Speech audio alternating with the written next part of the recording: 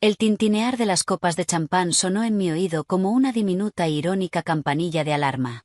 Al otro lado de la mesa cubierta con mantel de lino en persail, mi marido desde hacía 10 años, David Wright, extendió la mano para tomar la mía.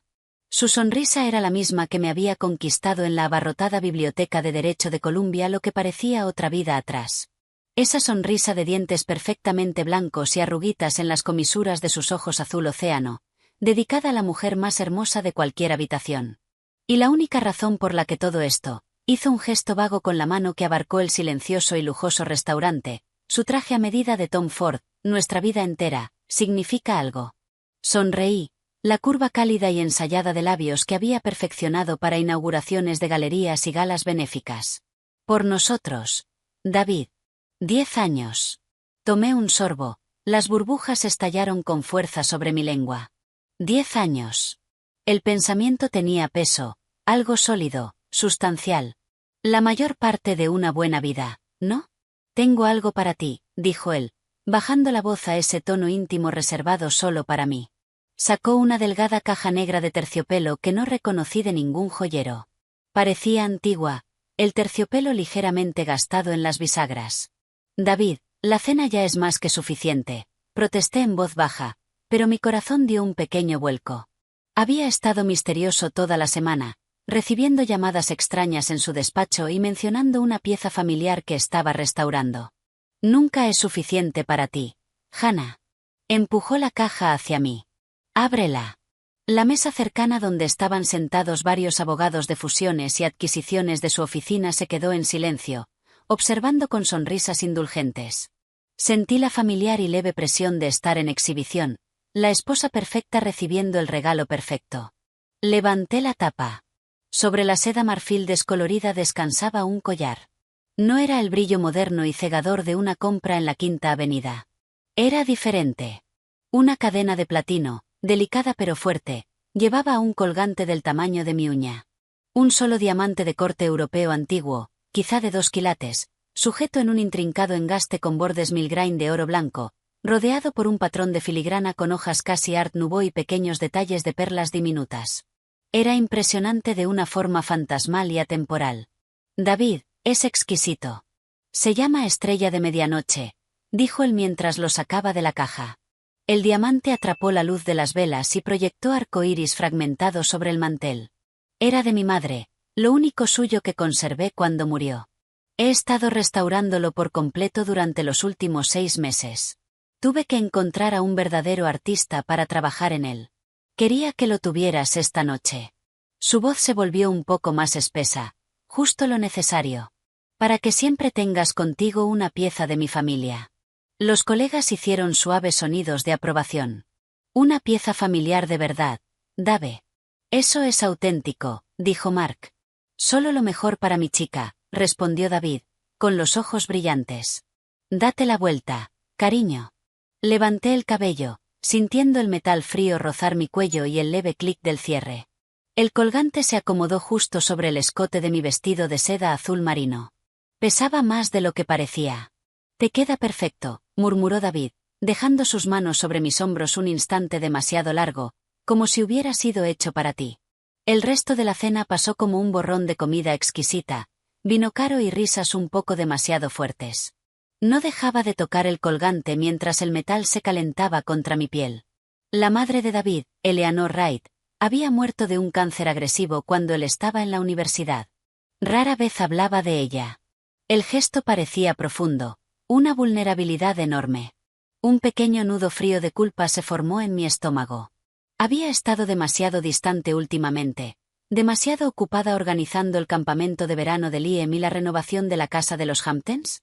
El regalo parecía una respuesta a una pregunta que nunca había hecho.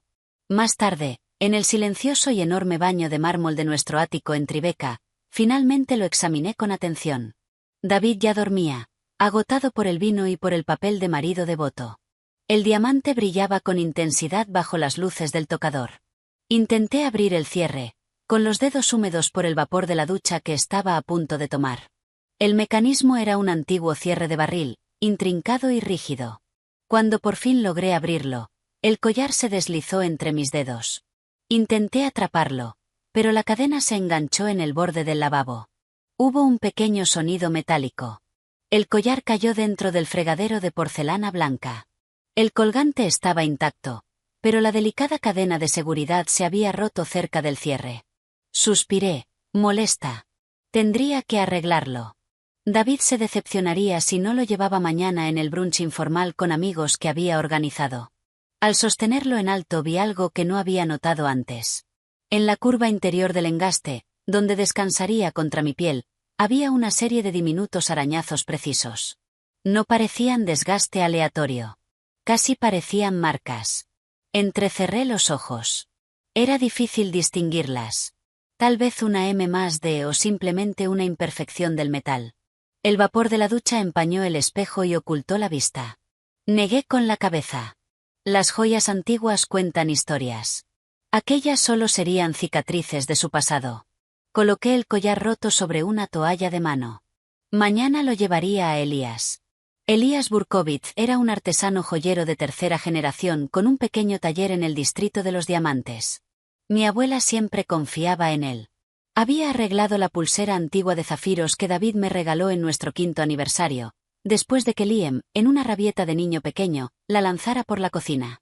Era discreto, brillante y no cobraba una fortuna. Dormir fue imposible. El colgante de diamante, ahora sobre la mesita de noche, parecía emitir una fría luz propia en la oscuridad. A la mañana siguiente, mientras tomábamos café, le mostré a David la cadena rota. «Oh, Hannah, no», dijo con genuina preocupación. La tomó con cuidado entre sus dedos. «Ese maldito cierre viejo. Debería haberlo cambiado. Lo siento mucho. Solo es la cadena de seguridad», dije. «Hoy lo llevaré a Elías. Lo arreglará en una hora». Una sombra cruzó por sus ojos, un destello que apareció y desapareció. «¿Elías en la calle 47? ¿Estás segura? Conozco un lugar fantástico en el Waldorf. Ellos hicieron la restauración inicial. Lo arreglarían gratis. Elías está bien, David. Es un mago y conoce todas mis otras piezas. Hará el trabajo igual». Besé su mejilla, saboreando café y su colonia cítrica. «No te preocupes. Cuidaré el tesoro de tu madre». Forzó una sonrisa que no llegó a sus ojos. «De acuerdo, solo ten cuidado con él. Es irreemplazable». El taller de Elías era una cueva de maravillas que olía a pulidor de metal, madera vieja y polvo. Las vitrinas mostraban piezas increíbles y las paredes estaban cubiertas por cientos de pequeños cajones de madera. Elías, un hombre pequeño con una lupa permanentemente sobre la frente como una corona de joyero, tomó el collar con la reverencia de un sacerdote sosteniendo una reliquia. «Ah, la estrella de medianoche», murmuró con su voz grave de Europa del Este. «Una pieza hermosa con una historia trágica». Parpadeé. «¿La conoce?» «Conozco la pieza. De la familia adecuada. No la veía desde hace más de 20 años». La examinó con la lupa bajo la luz halógena. Emitió un murmullo indiferente. Observó la cadena rota chasqueando la lengua. Algo sencillo, 5 minutos de soldadura, pero no se movió para arreglarla. Su atención estaba fija en el colgante. Lo giró y estudió la parte trasera. La filigrana, el engaste del diamante, la restauración es reciente, murmuró más para sí mismo que para mí. Muy fina. Demasiado fina. Cambió la lupa por otra lente más potente y acercó la nariz casi hasta tocar el metal. El murmullo se detuvo. Sus hombros se tensaron. «Señor Burkovitz, ¿todo está bien?» No respondió durante un minuto entero. El único sonido era el suave siseo de un soldador en la sala de atrás. Cuando levantó la vista, su rostro normalmente cálido estaba pálido. Colocó el collar con extremo cuidado sobre la almohadilla de terciopelo negro. Miró hacia la puerta de la tienda y me hizo un gesto para acercarme. Un escalofrío recorrió mi espalda. Me incliné. Su aliento olía a menta y té viejo. Su voz fue apenas un susurro. «Señor Wright, este colgante ha sido modificado. La filigrana no es solo decorativa. Hay una cavidad muy pequeña entre el oro exterior y el engaste interior». Tragó saliva. «Cuando uso el espectroscopio veo restos de revestimiento de plomo y detrás polonio 210, partículas microscópicas selladas dentro. Es un método sofisticado». Las palabras significaban todo y nada. ¿Polonio? ¿Qué es eso? ¿Un tipo de esmalte? Sus ojos, agrandados por la lente, estaban llenos de un miedo contagioso. No, señor Wright. No es para joyería. Es un emisor alfa, radiactivo, extremadamente tóxico. Unas pocas motas, un poco de polvo, es suficiente. No tiene olor ni sabor. Si el sello se rompe, pasa a la piel, se inhala, entra en el cuerpo. Su voz bajó aún más. Te enferma lentamente. El cabello se cae. Los huesos duelen. Los órganos fallan. Los médicos buscan cáncer o enfermedades raras y casi nunca encuentran esto. Es un fantasma que mata. El mundo no se inclinó. Se congeló. El siseo del soldador se convirtió en un grito. El brillo de los diamantes en las vitrinas parecía maligno. Veo estrellas. Escuché decir a mi propia voz con una calma imposible. ¿Por qué? ¿Por qué alguien haría algo así? La mirada de Elías estaba llena de compasión. He oído historias, solo historias, de los viejos tiempos, de lugares lejanos. Se usa cuando alguien necesita morir y nadie debe saber por qué. Empujó el collar lejos de él como si fuera una serpiente viva. Usted lo lleva contra la piel todos los días. En la ducha, con el calor y la humedad. Incluso el mejor sello puede debilitarse. Un pequeño fallo. Sacudió la cabeza con gravedad. ¿Quién se lo dio? El hielo en mis venas se volvió fuego y luego volvió a congelarse. David. Su madre, una pieza familiar. Quería que tuvieras una parte de mi familia contigo. Siempre. La cena, el brindis, los colegas mirando, el regalo perfecto, el peso en mi cuello. ¿Cuánto tiempo? Mis labios estaban entumecidos. ¿Cuánto tarda en hacer efecto? Semanas. Meses. Los síntomas parecen muchas cosas. Fatiga, una gripe que no desaparece. Cuando los médicos miran en la dirección correcta ya es demasiado tarde. Me miró a los ojos y vi el veredicto. No debe llevarse esto de vuelta. Debe acudir a las autoridades. Las autoridades. La policía. Me imaginé entrando en una comisaría diciendo, mi marido me regaló un collar radiactivo. Sonreirían con educación. Llamarían a David. David con su encanto y sus contactos. Mi pobre esposa estresada, diría. La presión de las obras benéficas. Quizá un malentendido con el joyero. Vamos al doctor Evans, cariño. Un chequeo completo. Y yo desaparecería en un diagnóstico de psicosis por estrés o en la muerte lenta que Elías acababa de describir. No, dije. Tomé el collar. Elías retrocedió. Usted va a arreglar ahora mismo la cadena exactamente como estaba y no dirá nada a nadie. Nadie. ¿Entiende? Señor Wright, no puedo. La voz que salió de mí era fría y final. Cobre el pago de mi tarjeta y olvide que estuve aquí hoy. Olvide lo que vio. Dudó un momento. El miedo ganó. Asintió. Con unas pinzas colocó el collar en una pequeña caja forrada de plomo que sacó de un cajón y lo llevó a su banco de trabajo. Sus manos temblaban ligeramente mientras soldaba el eslabón. 5 minutos. Luego me lo devolvió. La cadena reparada, el colgante inocentemente hermoso. Lo dejó en una bolsita de terciopelo. Gracias, Elías, dije con mi sonrisa social automática. Siempre es un placer. Salí de la tienda con la bolsa quemando en mi bolso. Caminé 2 manzanas antes de entrar en el baño de un Starbucks. Cerré la puerta y saqué el teléfono con manos temblorosas. Escribí en el buscador, Polonio 210. Los resultados aparecieron, altamente radiactivo, extremadamente tóxico, emisor alfa, no penetra la piel pero es letal si se ingiere o inhala. 1 gramo podría enfermar a decenas de millones de personas. Utilizado en el asesinato del exagente del KGB Alexander Livinenko en 2006. Síntomas similares al síndrome de radiación aguda, difícil de detectar. Sin antídoto conocido. Seguí leyendo con el corazón golpeando mi pecho. Un titular sensacionalista. Muerte por enfermedad misteriosa. ¿Fue envenenamiento con polonio?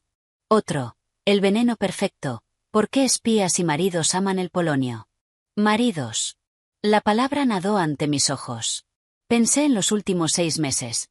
Mi cansancio inusual que atribuía a cuidar de un niño de 8 años y a las reuniones del consejo, las náuseas ocasionales, los cabellos de más en el cepillo. Pequeñas cosas fácilmente explicables, pero también posibles síntomas tempranos. Pensé en David insistiendo en que visitara a su nuevo médico personal, el Dr. Evans, para un chequeo completo. Cariño, te veo pálida. Pensé en la semana pasada cerrando este collar en mi cuello con sus dedos rozando mi piel. Un sollozo seco escapó de mi garganta. No ahora. Tenía que pensar. Tenía que salir. Tenía que buscar a Liam. Me eché agua fría en la cara mirando a la mujer pálida del espejo. Hannah Wright, no eres una víctima. Aún no. Salí. En una farmacia compré un teléfono prepago en efectivo. En una ferretería compré una caja metálica fuerte con cerradura. Conduje hasta un lugar tranquilo junto al Hudson y, usando unas pinzas de mi estuche de manicura, coloqué la bolsita con la estrella de medianoche dentro de la caja, la cerré y la metí en el maletero como si fuera un pequeño ataúd. Luego conduje a casa. El portero Miguel me saludó. Buenas tardes, señora Wright. El señor Wright dijo que estaría fuera un rato. Solo un recado rápido. Respondí con una sonrisa que parecía una máscara rota. ¿Liam ya volvió del fútbol? Aún no, señora, media hora más. Perfecto. El ático estaba silencioso y brillante, una jaula hermosa. Fui al vestidor y saqué del fondo un gran bolso de viaje que era mi bolsa de emergencia, una costumbre de mi madre que siempre decía que había que tener dinero y ropa lista.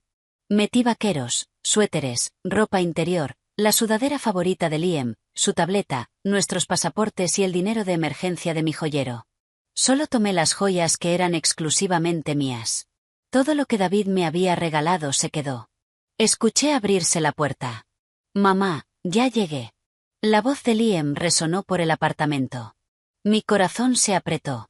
Salí con el bolso. Mi hijo estaba en la entrada, con las mejillas rojas y el uniforme de fútbol lleno de barro. Se parecía mucho a David, pero con mis ojos. Hola, campeón, dije abrazándolo con fuerza. Nunca quise soltarlo. Mamá, aprietas demasiado, rió. Lo siento, cariño. Escucha, vamos a irnos ahora mismo a una pequeña aventura. Sus ojos brillaron. ¿Una sorpresa? ¿Como Disney? Mejor. Vamos a ver a la abuela en Seattle. No se siente bien y necesita ver a su nieto favorito. Su cara cambió. Pero papá dijo que mañana vamos al partido de béisbol y tengo una cita para jugar con Jaque. Lo sé, pero esto es importante. Papá lo entenderá. Haz tu mochila con tus cosas favoritas. 5 minutos. Mientras corría a su habitación tomé el teléfono fijo y llamé a David. Contestó en el segundo tono. Hannah, ¿todo bien? ¿Cómo está el collar? Su voz sonaba normal, cariñosa. Está bien, dije forzando un temblor en mi voz. Pero es mamá en Seattle. Clare acaba de llamar. Se cayó. Parece grave. Quizá una cadera rota. Tal vez quiere vernos. Hubo una pausa. Oh, Hannah, lo siento mucho. ¿Quieres que vaya contigo? Puedo cancelar reuniones. No, tienes la presentación del lunes. Es importante. Ya reservé un vuelo desde Newark en 2 horas. Solo necesito estar con ella. Otra pausa. Claro. Dale mi cariño y besa a Liam de mi parte. Llámame cuando lleguen. Te quiero. Yo también. Viajen seguros. Colgué con la mano temblando. 30 minutos después, con Liam hablando emocionado del Space Needle, salimos del garaje.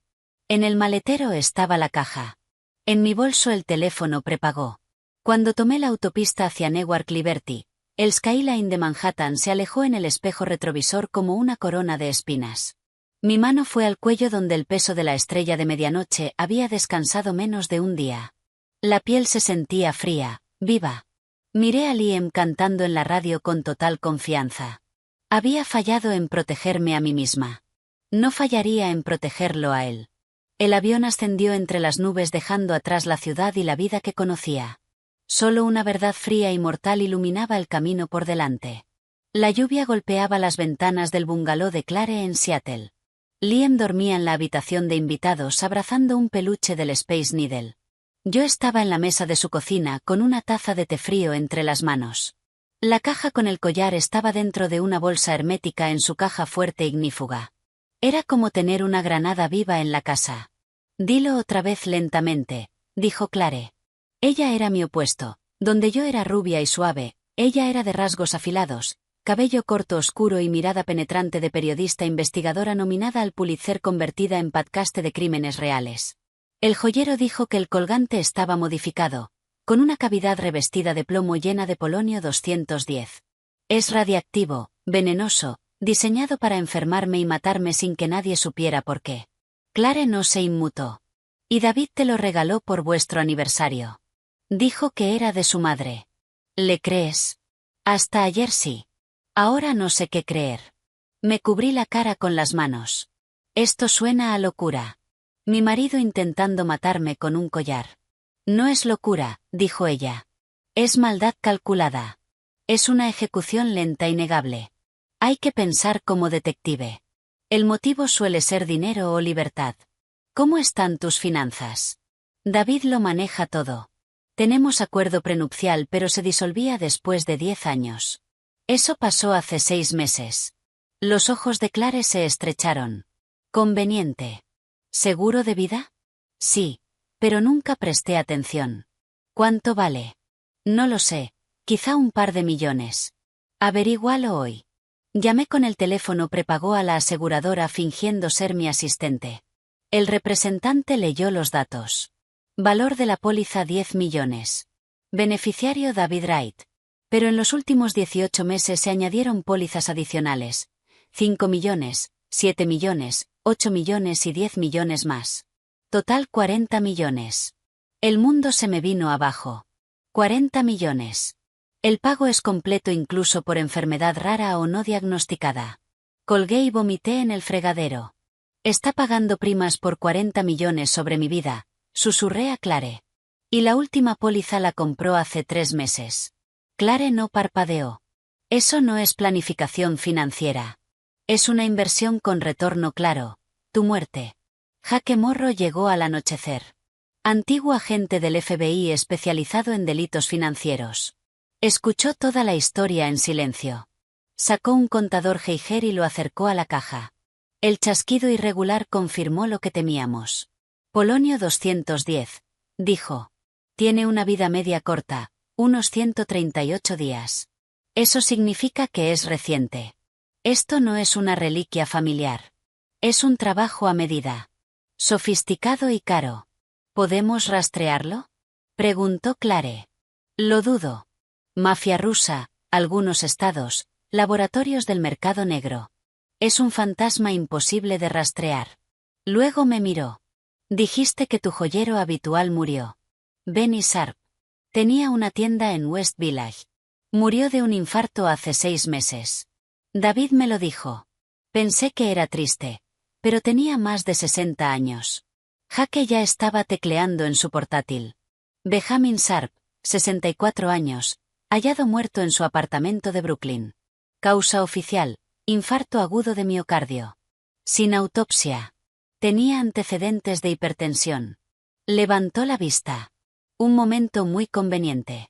Justo antes de que tu marido empiece a regalarte una pieza que requiere una restauración especializada y secreta, muere un hombre que conocía todas tus joyas, alguien que podría haber notado si una pieza era falsa o había sido alterada recientemente. Una nueva capa de hielo se formó en mi estómago. ¿Crees que David? Creo que es un dato más, dijo Jaque, con frialdad profesional. En mi trabajo, las coincidencias suelen ser un sesgo cognitivo. Veamos el dinero. Pasó las 2 horas siguientes, con mi permiso tembloroso, entrando en mi mundo financiero. Usó un programa que yo no entendía, sacando extractos, registros de transferencias y documentos corporativos. Vi mi vida reducida a columnas de números, un mapa de la traición escrito en decimales. Aquí, dijo Jaque, señalando la pantalla. Las cuentas de inversión conjuntas, las que dijiste que David gestionaba. Durante los últimos 4 años ha estado moviendo activos de forma sistemática, usando los poderes notariales que le diste. Ha trasladado fondos líquidos de cuentas a nombre de ambos a fideicomisos y sociedades limitadas en las que tú no tienes firma autorizada.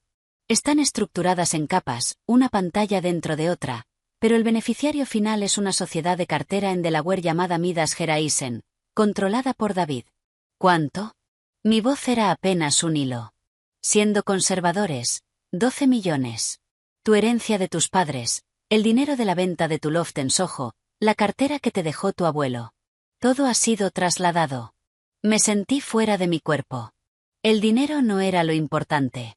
Lo importante era la mentira, el robo silencioso y meticuloso que ocurría junto a nuestros cafés de la mañana, nuestras vacaciones familiares, su mano apoyada en la parte baja de mi espalda en las fiestas, y las primas del seguro.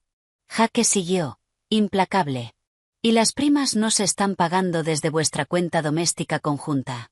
Se están pagando desde una cuenta corporativa de Wright Capital, su empresa, lo que significa que las está metiendo como gasto de negocio deducible.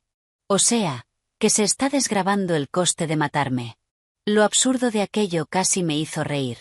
¡Qué cabrón tan eficiente!, murmuró Clare. Los dedos de Jake volaban sobre el teclado. Veamos el círculo íntimo del señor Wright. Su padrino de boda, Marcus Thorne. Conocía a Marcus. El típico tipo de fondos de cobertura, palmadas en la espalda, compañero de universidad de David. Se volvió a casar hace 2 años con una mujer mucho más joven. ¿Qué pasa con él?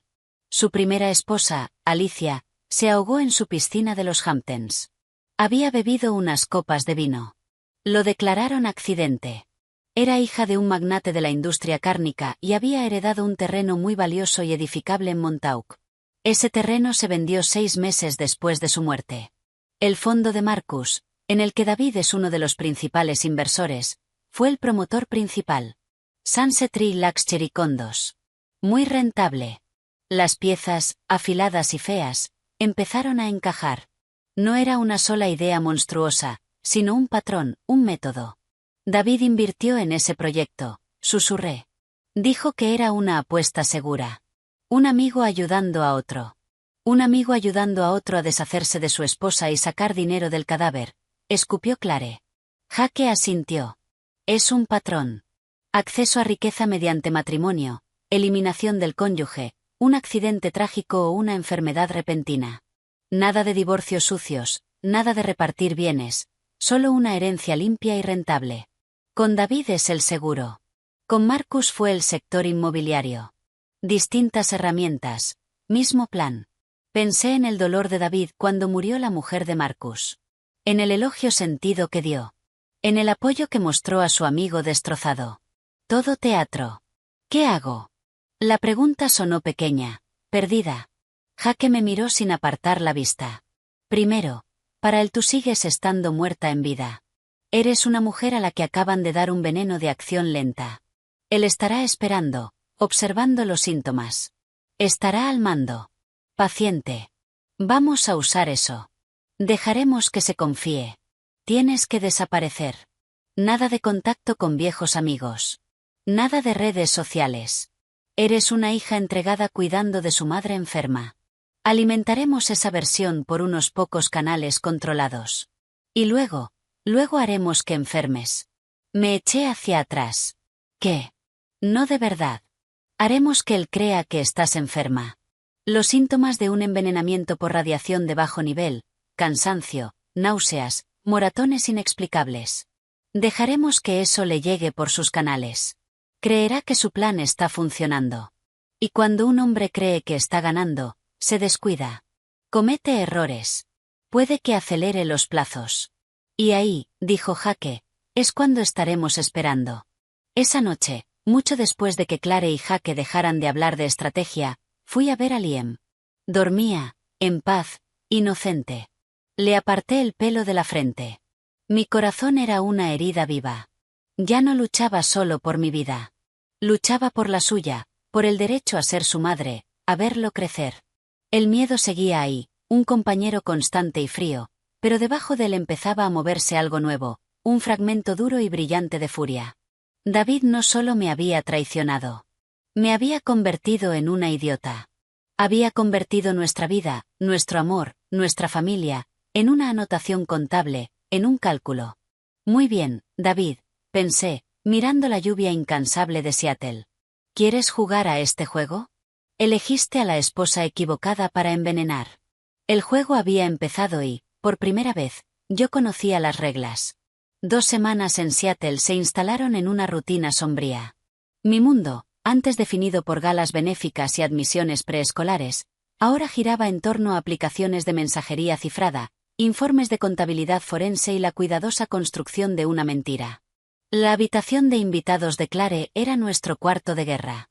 Mapas, cronologías y diagramas de flujo, cortesía de Jaque, cubrían una pared, trazando los movimientos financieros y las conexiones sociales de David con un detalle brutal y condenatorio. Mi papel era el de la esposa que se iba apagando poco a poco. Era una actuación enfermiza bajo la dirección de Jaque. Hice una llamada cuidadosamente escrita a David, programada para un viernes por la noche, cuando seguramente estaría tomando algo, sintiéndose seguro. El teléfono sonó 3 veces antes de que respondiera. Hannah, cariño, justo estaba pensando en ti. Su voz era cálida, teñida de lo que parecía una preocupación real. Antes era un consuelo. Ahora me revolvía la piel. David, dije, forzando un temblor débil en mi voz. Estaba sentada en el suelo del vestidor de Clare, con la puerta cerrada y un vaso de agua al lado para imitar el sonido de unas manos temblorosas. No sé qué me pasa. ¿Qué ocurre? ¿Es tu madre? ¿Está peor? No, mamá está estable. Soy yo. Dejé un silencio. Un latido de estática en la línea. Me siento fatal. Peor que cuando llegué. El cansancio es insoportable. Algunos días apenas puedo levantarme de la cama. Y se me cae el pelo a mechones, David, en la ducha. Da miedo. Describí los síntomas que Jaque había investigado. Dolores profundos en los huesos, sabor metálico en la boca, náuseas persistentes. Todo clásico, todo vago. Su respuesta fue una obra maestra de preocupación conyugal. Oh, cariño, eso suena fatal. Seguro que es el estrés, con lo de tu madre encima. Además, la humedad de Seattle tampoco ayuda. A lo mejor es un virus. ¿Has ido al médico? Todavía no. Es que, me siento tan débil. Clare está cuidando de Liam casi todos los días. Dejé que mi voz se quebrara. Te echo de menos. Tengo miedo. No tengas miedo. Lo resolveremos. Su tono cambió, volviéndose suavemente directivo. El David que yo conocía, el solucionador de problemas. Escucha, no puedes quedarte ahí preocupándote. Tienes que ver a alguien, a un especialista de verdad. Quiero que vuelvas a casa. Te conseguiré una cita con el Dr. Evans inmediatamente. Es el mejor. El Dr. Evans, su médico personal, el mismo que nos había dado a ambos un parte de salud perfecto hacía 4 meses. El mismo cuya consulta estaba financiada en parte por una subvención del brazo filantrópico de Wright Capital, según las averiguaciones rápidas de Jaque. No sé si puedo viajar, David. Estoy agotada. Entonces voy yo a por ti. Fletaré un avión. Incluso llevaré a un médico conmigo. Lo resolveremos. La oferta fue rápida, extravagante y olía a control. Me quería de vuelta en Nueva York, bajo su pulgar, bajo el cuidado de su médico. No, no hagas eso. Es demasiado. Déjame ver primero a alguien aquí. Un médico local. Quizás solo sea un virus. Tenía que encontrar el equilibrio, lo bastante enferma para resultar creíble, pero lo bastante reticente como para no caer en su trampa. Un destello de impaciencia se filtró en su voz. Hannah, sé razonable. Necesitas continuidad médica. El Dr. Evans tiene todo tu historial. Este enfoque a parches no es seguro. Al menos deja que te envíe a alguien de Seattle en quien confío. Un compañero de la escuela de negocios tiene allí un hermano internista de muchísimo prestigio. Todos mis instintos gritaron que no. Un médico en quien él confiaba era un médico que quizá tenía comprado. Déjame intentar una cosa primero, dije con voz pequeña. Una amiga de Clare me recomendó una clínica. Tengo cita mañana. Si no encuentran nada, volveré a casa. Lo prometo. Hubo un largo silencio. Podía imaginármelo en su despacho, sopesando sus opciones. Si presionaba demasiado, me asustaría. Mi disposición a volver era el cebo. Está bien, dijo por fin, recuperando la calidez. Pero si ese médico de 3 al cuarto no encuentra respuestas, te subes al siguiente avión. No voy a perderte por una enfermedad misteriosa. ¿Me oyes? Te oigo. La ironía era tan espesa que podía ahogarme en ella. Te quiero. Yo también te quiero, mi chica valiente. Llámame después de la cita. Terminé la llamada y me dejé caer contra la puerta del armario. Mi cuerpo temblaba con adrenalina auténtica. Acababa de bailar al borde de un cuchillo. Salí y encontré a Jake frunciendo el ceño ante su portátil. Clare estaba de un lado a otro. Ha mordido el anzuelo, dije, con la voz plana. Hasta el fondo. Quiere llevarme de vuelta a Nueva York con su médico domesticado. Bien, dijo Jake sin levantar la vista. Está entrando en el juego. Está intentando controlar la situación. Eso significa que cree que tiene síntomas. Tecleó una tecla. Y acabo de encontrar a su gestora. ¿Qué? Dijimos Clare y yo al mismo tiempo. Victoria Sloan, consultora en gestión de riesgos. Su firma, Sloan Advisory, está registrada en las Islas Caimán. En teoría asesora a personas de altísimo patrimonio sobre longevidad de activos y planificación de legado. Giró la pantalla. Aparecía una página web elegante y profesional, con fotos de archivo de familias felices y cámaras acorazadas. Todo el lenguaje estaba lleno de eufemismos. Mitigar conflictos familiares prolongados. Garantizar una transición generacional fluida. Suena viscoso, dijo Clare, pero no criminal. Mira su lista de clientes, o lo que he podido reconstruir entre sociedades pantalla y fideicomisos opacos. Jake abrió otra ventana. La sociedad de Marcus Thorne era cliente suya desde 6 meses antes de la fiesta en la piscina en la que murió su primera esposa. Un director ejecutivo tecnológico en Palo Alto, cuya esposa mucho mayor murió en un accidente de senderismo en la Patagonia, también era cliente. Un heredero naviero en Miami cuya esposa, una socialité, murió de un raro trastorno sanguíneo tras un año de enfermedades misteriosas, también era cliente. El factor común, el cónyuge superviviente obtuvo una ganancia financiera significativa y sin disputa poco después de la desafortunada muerte. Y todos eran clientes de Sloan Advisory antes de las tragedias. Una fría certeza se instaló en mis huesos. Ella no gestiona riesgos. Los elimina para siempre. Es una facilitadora. Jake asintió. Encuentra los eslabones débiles, médicos codiciosos, forenses corruptos, funcionarios capaces de perder papeles, y los entrelaza. Ella proporciona el plano. El cliente pone el motivo y el dinero. Y David es cliente suyo, dije. Muy activo, corrigió Jake. Su empresa, Wright Capital, ha pagado a Sloan Advisory más de $200.000 en honorarios de consultoría durante los últimos 18 meses, coincidiendo exactamente con las nuevas pólizas de seguro. Amplió un registro financiero. Y hay un segundo pago mayor, desde otra sociedad limitada controlada por David, hecho hace 3 semanas, justo después de vuestro aniversario, justo después de que te diera el collar. Un pago por éxito.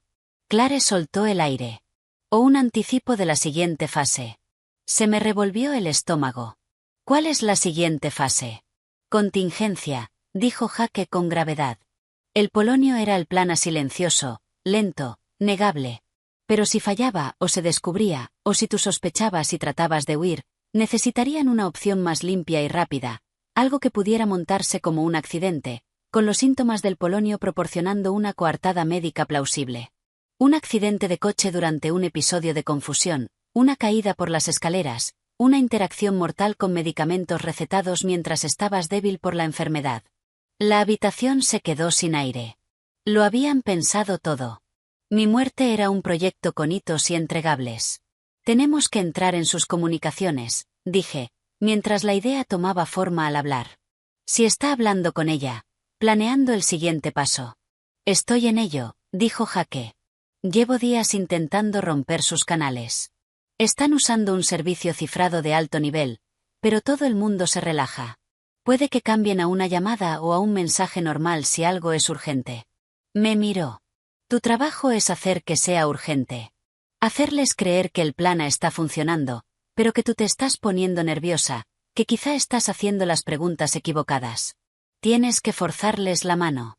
Hacer que hablen de pasar al plan B. Durante los días siguientes me convertí en actriz en una obra horrible. Dejé que Clare me hiciera fotos espontáneas, pálida y demacrada, envuelta en una manta en su sofá, y luego la subiera a una cuenta privada de Instagram con pies de foto vagos y preocupados. Aguantando como puedo. Días duros. Qué agradecida estoy por los míos. Entre los seguidores había unas pocas amigas antiguas nuestras y de ella, incluida Tiffany, una cotilla profesional y conocida de la hermana de David. La información acabaría filtrándose. Hice otra llamada a David, sonando más débil, más confusa. El médico de aquí dijo que mis análisis son extraños. Algún tipo de citopenia. Está hablando de un especialista en médula ósea. David, ¿qué me está pasando? Dejé que lágrimas reales se mezclaran con el miedo fingido. La voz de David fue un estudio de angustia calibrada. Ya está. Mañana mismo fletaré un avión. Vuelves a casa. Iremos al Dr. Evans. Te llevaremos con los mejores especialistas del Mount Sinai. Ese médico local no sabe de qué habla. Me da miedo volar, gemí, metiéndome aún más en el papel. ¿Y si pasa algo? No va a pasar nada. Yo estaré contigo en cada paso. Su tono era tranquilizador, definitivo. El depredador calmando a su presa. Después de la llamada, Jake, que había estado escuchando por un auricular, sonrió con rigidez. Está alterado. La mención a análisis concretos lo ha puesto nervioso. Ya se está moviendo. Ahora esperamos a que hablen. La conversación llegó 48 horas después. El programa de vigilancia de Jake, una herramienta aterradora que había instalado en el teléfono de David mediante un enlace de phishing que yo le había enviado semanas atrás, un artículo divertido sobre inversión sostenible en el que él había picado sin pensar, detectó una ráfaga de actividad, no en la aplicación cifrada, sino en un número desechable registrado a nombre de una sociedad pantalla. Jake nos puso el audio limpio a Clare y a mí. Era la voz de David, tensa, hablando con una voz femenina fría y profesional. Victoria. David, está haciendo preguntas. El médico ha mencionado recuentos sanguíneos. El plazo se está acelerando. Tenemos que pasar a la contingencia. Victoria, calmada, casi aburrida. Una escalada prematura conlleva sus propios riesgos. David, el vector principal sigue activo. Victoria, tiene que estarlo. Lleva ese maldito collar. Le encanta. Los síntomas encajan. Pero si empiezan a buscar causas ambientales, toxinas. Victoria, entonces aplicamos la fase 2, el paquete de saneamiento. Tienes el itinerario de viaje, David.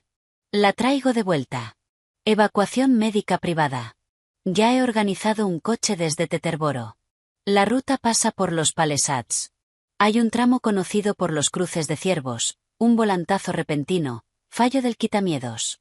Con su estado debilitado, el traumatismo no sería sobrevivible. La enfermedad previa da una cobertura perfecta para las complicaciones. Victoria, ¿y el conductor? David, un freelance, discreto. Sabe que el sistema de frenado del vehículo tendrá un fallo latente. El informe policial citará error del conductor y el estado médico previo de la pasajera. Victoria, aceptable. Procede. Inicia la narrativa médica con tu Dr. Evans. Yo me ocuparé de la limpieza en la costa oeste. El pago inicial para este nivel ya ha sido recibido. David, solo haz que quede limpio. Victoria, he llegado demasiado lejos para fallar ahora. La llamada terminó. Los tres nos quedamos sentados en el salón de Clare, con la grabación flotando en el aire como gas venenoso. Oírlo con su propia voz, tan frío, tan transaccional, destrozó el último fantasma del hombre con el que creía haberme casado. Los Palisades, susurré. La carretera llena de curvas junto al Hudson. El lugar perfecto para un accidente. Los ojos de Jake se endurecieron. Ya lo tenemos. Solicitud para cometer asesinato. Conspiración. Es admisible. Ya podemos llevar esto al FBI. Miré la caja metálica sobre la mesa de centro de Clare como si fuera un adorno. Dentro estaba el collar, la primera arma homicida. En el portátil de Jake estaba el registro digital de la segunda. David no era solo un monstruo. Era un monstruo meticuloso, codicioso e impaciente. No, dije, con una voz sorprendentemente firme. Aún no. Clare me miró fijamente. Hannah, por el amor de Dios, ¿por qué no? Porque un accidente de coche en los Palisades es solo un plan. Un fallo latente en la línea de freno es circunstancial. Dirá que el conductor entendió mal. Que Victoria hablaba de otra cosa. Me pintará como una histérica que se envenena a sí misma para llamar la atención. Saldrá libre. Miré a Jake. Tú mismo lo dijiste. Tenemos que hacer que actúe. Tenemos que hacer que apriete el gatillo. Necesitamos al freelance. Necesitamos los frenos defectuosos. Necesitamos que dé la orden en persona o por teléfono. Jake sostuvo mi mirada durante un largo momento y luego una sonrisa lenta y sombría asomó a sus labios. ¿Quieres tender la trampa? ¿Usándote a ti misma como cebo? Ya tengo una diana en la espalda, dije. La furia que llevaba hirviendo dentro ahora rugía con claridad. Vamos a asegurarnos de que se pegue un tiro en el pie cuando dispare. Voy a volver a Nueva York y vamos a estar esperándolo. El vuelo de regreso a Nueva York fue un ejercicio de terror controlado. Cada sacudida de turbulencia parecía un presagio. Jake iba sentado 2 filas detrás de mí, disfrazado con una gorra de béisbol y unas gafas corrientes. Era un ancla silenciosa. Clare se había quedado en Seattle con Liam, un hecho que me abría un hueco de miedo y culpa en el pecho. Él creía que estaba de vacaciones prolongadas con su tía Guay. Yo volaba hacia una zona de guerra. La evacuación médica de David era, por supuesto, un lujoso jet privado, todo cuero e iluminación tenue. Él me esperaba en la pista de Teterboro, con ese rostro suyo dolorosamente familiar, la preocupación dibujada en su cara guapa, los brazos abiertos. Me metí en su abrazo forzando a mi cuerpo a relajarse, a apoyarse en él. Olía a su colonia habitual de cedro y bergamota, el olor de mi potencial asesino. Oh, Hannah, murmuró en mi pelo, apretándome contra él. Estás tan delgada. He estado fuera de mí. Estoy tan cansada, susurré, apartándome para mirarlo. Llevaba polvos pálidos y una sombra gris suave para profundizar las ojeras. Clare me había recortado el pelo para que pareciera más fino, más quebradizo. Los médicos de Seattle no sabían qué era. Dijeron que quizá algo autoinmune, quizá un trastorno sanguíneo raro. Dijeron palabras que no entendí. Dejé caer una lágrima, perfectamente a tiempo. Su pulgar la secó. Su tacto era suave, ensayado. Ya pasó todo. Estás en casa. El doctor Evans nos espera mañana a primera hora. Tendremos respuestas. Me condujo hasta el coche que esperaba. Un SUV negro. No era su chofer habitual, sino un hombre nuevo, de cuello grueso y gesto callado. El freelance. Mi corazón golpeó contra las costillas. El trayecto a la ciudad fue tenso. David me sostuvo la mano y me hizo preguntas suaves sobre mi madre, sobre Liam. Yo respondí con vaguedad y cansancio. Mi interpretación era un número de funambulista, lo bastante enferma para resultar creíble, pero no tanto como para acabar hospitalizada de inmediato. Necesitaba poder caminar. Necesitaba ser capaz de subir a un coche para el trayecto fatal. En el ático todo era perfección estéril. Flores llenaban el recibidor. Mi té favorito estaba preparado. Era un decorado para una convalecencia que nunca estaba destinada a suceder. Te he echado de menos, dijo David, ayudándome a quitarme el abrigo. Sus ojos me recorrían, una evaluación clínica disfrazada de amor, buscando señales. Tosí una tos seca y cascada. La había ensayado. Yo también te he echado de menos, mentí. Qué bien estar en casa. Esa noche, mientras fingía dormir, empezó el trabajo real. Jake, desde una furgoneta alquilada aparcada a una manzana, ejecutó la parte digital del plan usando el acceso que ya había conseguido. Burló el cifrado del almacenamiento seguro en la nube de David. Era una cuenta corporativa vinculada a Araic Capital. El defecto de David era su arrogancia. Creía que un cifrado de nivel financiero era impenetrable. No había contado con un exagente del FBI con herramientas de operaciones encubiertas y una causa justa. Sobre las 2 de la madrugada, mi teléfono prepago vibró. Un mensaje de Jake. Tiene una carpeta llamada H médica. Descargando ahora. También encontré chats archivados con V. Espera. Me quedé tumbada en la oscuridad, con la respiración constante de David a mi lado, mirando la barra de progreso en la diminuta pantalla bajo las sábanas. La carpeta H médica contenía exactamente lo que temíamos. Informes médicos falsificados de un doctor Evans al que yo nunca había visto, detallando una enfermedad neurológica degenerativa progresiva con presentación atípica. Había artículos de investigación sobre insomnio familiar fatal, sobre la enfermedad de Creutzfeldt-Jakob. Enfermedades raras, aterradoras y difíciles de diagnosticar de forma definitiva sin autopsia. Una autopsia que las notas sugerían que el marido desconsolado podía rechazar por motivos religiosos o personales. Era la arquitectura narrativa de mi muerte. Y luego llegó el premio gordo, un archivo de audio con fecha de hacía 2 días. David y Victoria. Me puse los auriculares. El sonido de fantasmas en la habitación oscura. Victoria, la contingencia está lista. El activo está colocado. El vehículo para el traslado desde Teterboro ya ha sido revisado. El fallo será catastrófico y parecerá mecánico. Se ha compensado al conductor por la futura pérdida de su familia. David, entendido. ¿Y la narrativa? Victoria, el marido desconsolado que trae a su esposa gravemente enferma a casa para recibir atención especializada. Un accidente trágico de camino. La enfermedad previa explica cualquier hallazgo traumático anómalo. La policía verá a un hombre heroico y destrozado que intentó salvar a su esposa. Los medios se lo tragarán entero. Serás una figura simpática. Los pagos del seguro serán rápidos. David, ¿y el niño? La sangre se me congeló. Victoria, un fideicomiso, como hablamos, con usted como único tutor y administrador. Por supuesto, una tragedia doble. A largo plazo, los fondos quedarán consolidados de forma más limpia. David, bien. Adelante. La tendré en Teterboro mañana a las 3 de la tarde. Haz que parezca lo del ciervo. Victoria, ya está hecho. Buen viaje, David. Hacia un nuevo horizonte. Detuve la grabación. Me quité los auriculares. Me quedé mirando el techo, con las molduras flotando en la oscuridad. ¿Y el niño? No solo estaba dispuesto a dejar huérfano a su hijo. Pensaba lucrarse con ello. Consolidar los fondos. La cara de Liam, confiada y luminosa, llenó mi mente. Una rabia roja y primitiva, más fría y más afilada que cualquier miedo, se encendió en mi interior. A la mañana siguiente interpreté el acto final. Durante el desayuno apenas probé bocado. Dejé que me temblara tanto la mano que se derramó el zumo de naranja. Arrastré ligeramente las palabras, como si tuviera la lengua pesada. Fingí perder el hilo a mitad de frase, quedándome mirando la ventana en blanco. David observaba con una hermosa máscara de preocupación que se endurecía en algo distinto, una especie de satisfacción clínica y ansiosa. Su plan estaba funcionando.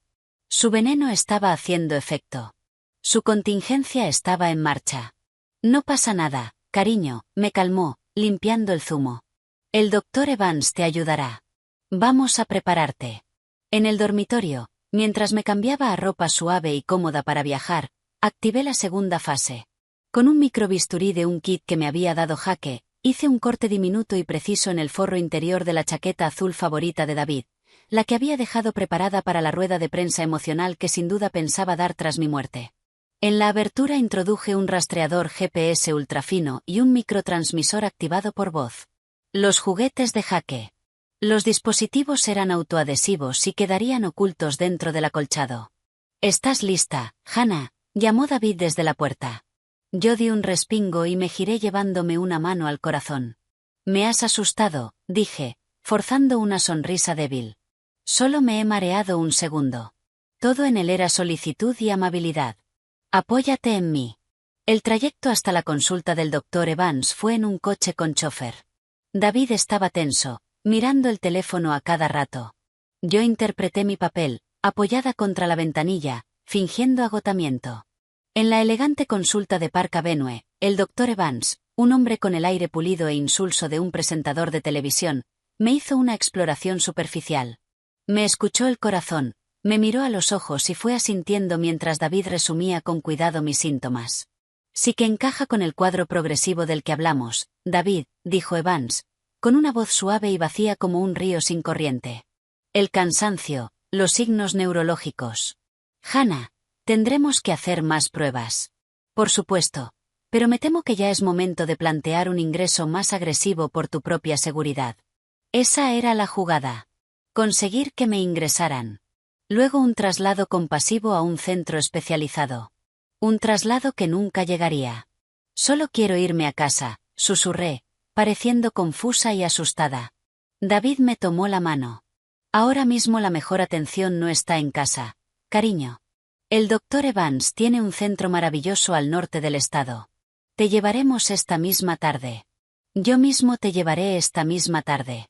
El traslado de las 3 de la tarde, el vehículo preparado, el ciervo. De vuelta en el coche, rumbo al ático para recoger mis cosas. El teléfono de David vibró. Lo miró. Un destello de algo, de anticipación, le cruzó la cara. Era un mensaje. Fingí dormitar con la cabeza apoyada en la ventanilla, pero mantuve los ojos entreabiertos, viendo el reflejo de la pantalla en el cristal. En la vista previa apareció: paquete asegurado. Ruta confirmada. Conductor listo. Hora estimada de llegada al destino final, 4:15. Confirmaré cierre. David respondió con una sola palabra. Procede. Luego hizo una llamada, y su voz cambió al tono de sala de juntas. Marcus. Sí, soy David. Mira, voy a estar incomunicado el resto del día y quizá también mañana. Lo de Hannah no pinta bien. La trasladan a una unidad especializada. Sí, un momento duro. Gracias, hermano. Te llamo cuando pueda. Colgó, fabricando su coartada con su amigo más viejo, su socio en el asesinato matrimonial. Llegamos al ático. Haz una maleta pequeña, cariño, dijo David con la voz empapada de falsa ternura. Ropa cómoda. Todo lo que necesites lo tendrán allí. Asentí. Me encerré en el dormitorio con la puerta cerrada. Escribí a Jaque desde el teléfono prepago. Es hoy. 3 de la tarde desde Teterboro. El vehículo está preparado. Llegada prevista a las 4:15. Acaba de confirmar a V que procedan. La respuesta fue inmediata. Estamos listos. Homicidios de la Policía de Nueva York y el FBI están preparados. Tienen el audio. Interceptarán antes de que salgas del perímetro del aeropuerto. No subas a ese vehículo. Busca una excusa en el último segundo. A las 2:15, David me acompañó al ascensor. Llevaba mi pequeña bolsa. Yo me apoyaba con todo mi peso en su brazo. El rastreador de su chaqueta estaba activo. Jaque y un enjambre de agentes federales seguían un punto moviéndose por un mapa de Manhattan, rumbo al túnel hacia Nueva Jersey. Ya casi estamos, mi amor, murmuró David, besándome en la sien. Sus labios me parecieron la picadura de una araña. Todo va a salir bien. Levanté la vista y, por primera vez en todo el día, lo miré con una mirada clara y firme. La actuación de enferma confusa se desvaneció. Ya lo sé, David, dije en voz baja, fría y completamente cuerda. ¿Por qué no voy a subir a ese coche? Se detuvo. El ascensor sonó al abrirse en el garaje privado. El SUV negro estaba allí, con el motor en marcha. El conductor de cuello grueso esperaba junto a la puerta trasera abierta. El rostro de David sufrió un cambio sutil y aterrador. La preocupación desapareció y dejó al descubierto el cálculo frío e impaciente que escondía debajo. Hannah, no te pongas difícil. No estás bien. Tienes que llegar al centro. Necesito muchas cosas, dije, dando un paso atrás, fuera de su alcance. Pero un viaje sin vuelta por los Palisades no es una de ellas. Sus ojos se abrieron apenas una fracción de segundo. Luego se entornaron. La máscara había caído. ¿De qué estás hablando? Estás confusa. ¿Por la enfermedad?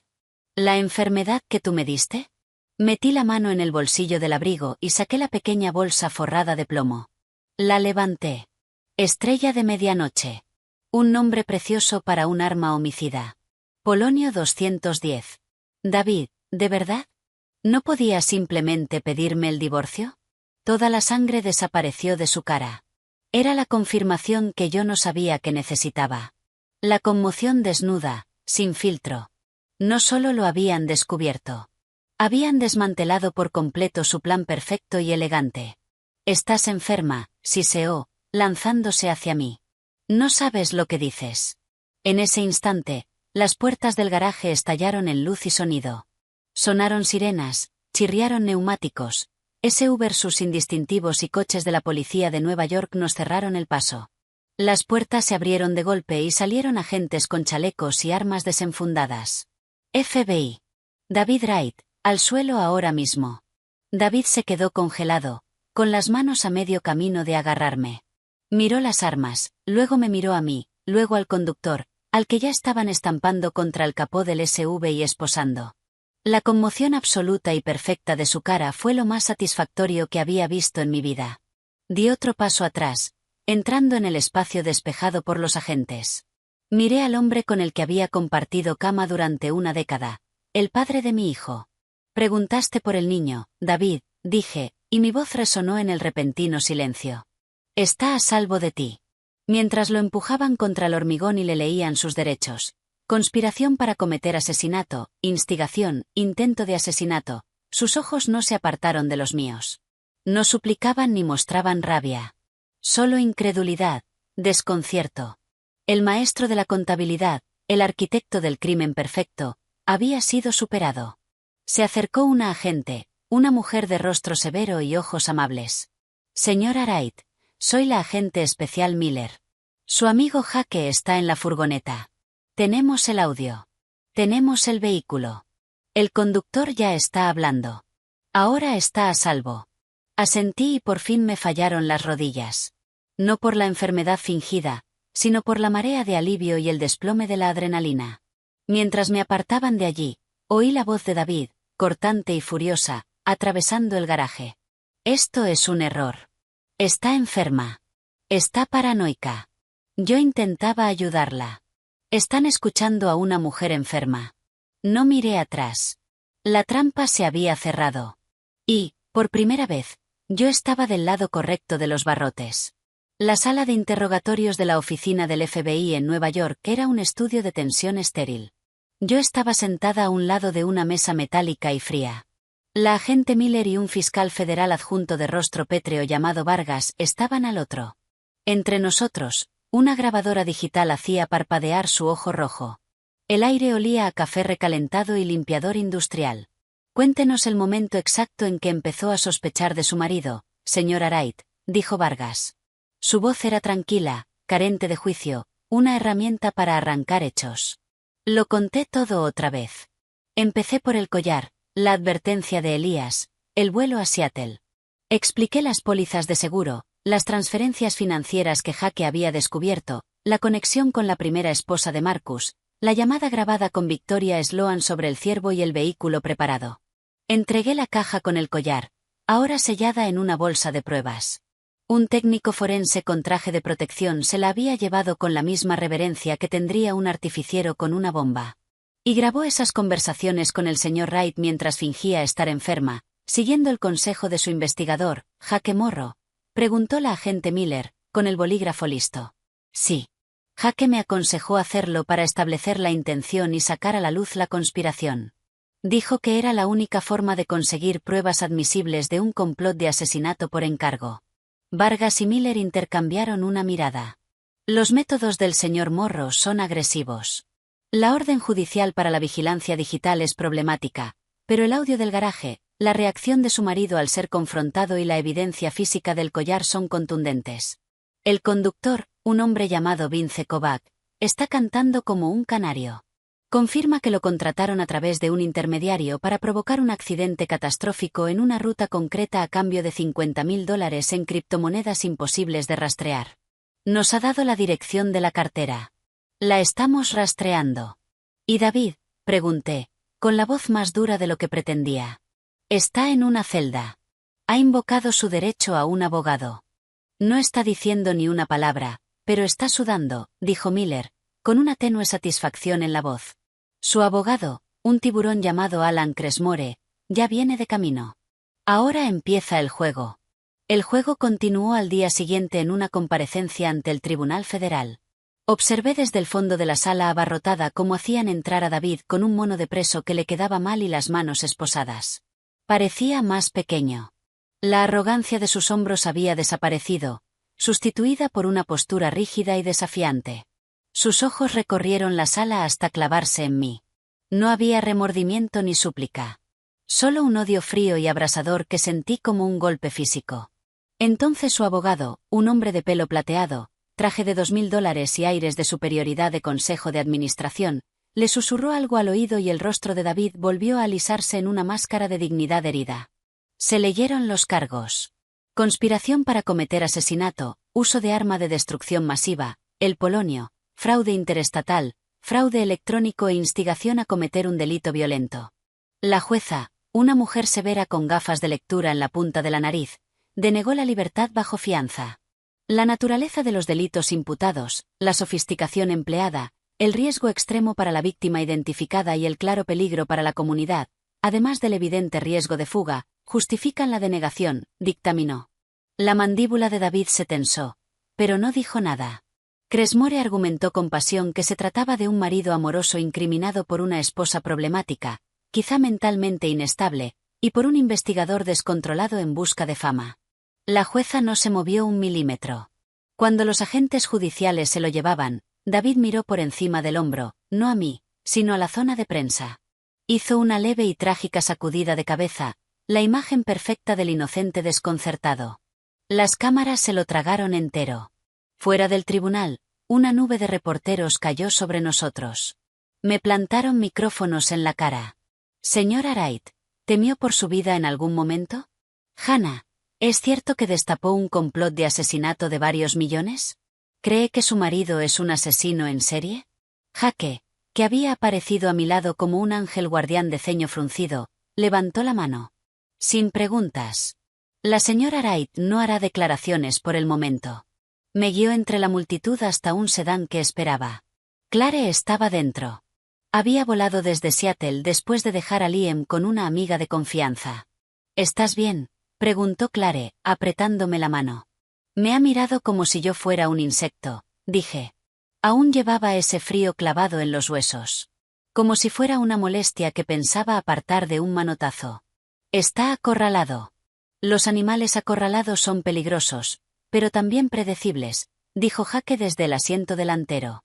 Su defensa irá por dos vías. Primera, que estás loca y que lo incriminaste. Segunda, que las pruebas están contaminadas por la forma en que yo las obtuve. Cresmore intentará que se excluyan los audios y los datos financieros. Tenemos que levantar un muro que no pueda escalar. ¿Cómo?, pregunté. Encontrando algo que no pueda explicar, algo que no venga ni de ti ni de mis métodos poco ortodoxos. Se giró hacia mí. El collar. Tenemos que conocer toda su historia. Dijiste que David aseguró que era de su madre. Eso dijo. Estrella de medianoche, el legado de su madre. Tenemos que demostrar que es mentira. Si logramos establecer que el collar tiene una historia distinta, más oscura, vinculamos la premeditación con un patrón. No es solo un regalo envenenado al azar. Es un trofeo. El laboratorio forense del FBI trabajó con una rapidez aterradora. Confirmaron el polonio. Su firma isotópica se rastreó hasta un lote que se cree que salió de contrabando de una instalación de investigación rusa desmantelada en los años 90. El revestimiento de plomo, la cavidad, todo quedó confirmado. Era un dispositivo profesional de asesinato hecho a medida. Pero la historia era más complicada. En los registros de la herencia de Eleanor Wright no aparecía tal collar. David no tenía hermanas. El único otro familiar era una tía lejana y senil en Florida. Frustrada, volví a la fuente. Desde un teléfono seguro del FBI llamé al taller de Elías Burkovitz. Contestó su nieta, con la voz espesa de tanto llorar. El abuelo Elías murió hace 2 noches mientras dormía. La policía dijo que fue el corazón. Era mayor. El agua helada del miedo volvió a inundarme. Lo siento muchísimo, conseguí decir. ¿Cuándo pasó? Anteanoche. Había tenido un buen día. Últimamente parecía preocupado por algo, pero esa noche se fue a la cama y ya no despertó. Hace 2 noches, la noche después del arresto de David. Ya no creía en las coincidencias. Llamé inmediatamente a la agente Miller. Lo investigaremos, dijo con voz sombría, pero sin pruebas de juego sucio, un anciano que muere mientras duerme. Victoria Sloan, insistí. Ella se ocupa de estas cosas. Un joyero que puede identificar el trabajo, que sabía que no era una reliquia familiar, es un cabo suelto. La estamos buscando. Ha desaparecido. Sus cuentas en Caimán están vacías. Es un fantasma. Miller hizo una pausa. Pero tenemos una pista sobre el collar. La unidad de delitos artísticos pasó el diseño por una base de datos internacional de joyas robadas y piezas únicas. Encontramos una coincidencia. Se me tensó la mano alrededor del teléfono. ¿Qué coincidencia? Una pieza que coincide con esa descripción. Platino, filigrana Art Nouveau, un diamante central de 2 quilates de corte europeo antiguo. Fue denunciada como robada hace 22 años en una invasión domiciliaria en Greenwich, Connecticut. La dueña era una mujer llamada Margot Brennan. Murió durante el robo. Traumatismo contundente. El caso nunca se resolvió. Margot. El nombre de los arañazos en el interior del colgante. M+D. No era Margot y otra persona. Era Margot y David. Pero eso era imposible. 22 años atrás David habría sido. ¿Qué edad tenía Margot Brennan?, pregunté, con la boca seca. 24 años. Estudiante de posgrado en Columbia. El collar había sido un regalo de su prometido. Según el informe policial original, una reliquia familiar por parte de él. ¿Quién era el prometido? Oí el roce de papeles. El informe señala que el prometido fue quien denunció el robo y su muerte. Un joven interno de finanzas llamado David Allen Wright. El suelo desapareció bajo mis pies. Me agarré al borde de la mesa. David Allen Wright. ¿Él mismo? No era el collar de su madre. Había pertenecido a una mujer con la que estuvo prometido. Una mujer que murió. Una mujer cuyo asesinato nunca se resolvió. El caso se cerró como un robo violento al azar. Miller siguió hablando con voz clínica. No hubo sospechosos, ni huellas. El prometido tenía coartada. Estaba en un retiro de trabajo en los Hamptons, confirmado por decenas de personas. Se lo consideró otra víctima. Una coartada perfecta. Una pérdida trágica. Un collar robado que desapareció solo para reaparecer décadas después, regalado a su siguiente esposa como si fuera una reliquia familiar y modificado para convertirlo en un arma homicida. Lo guardó, susurré, mientras el horror me golpeaba de lleno. La mató, o hizo que la mataran, y guardó el collar durante 22 años. Y después lo reutilizó.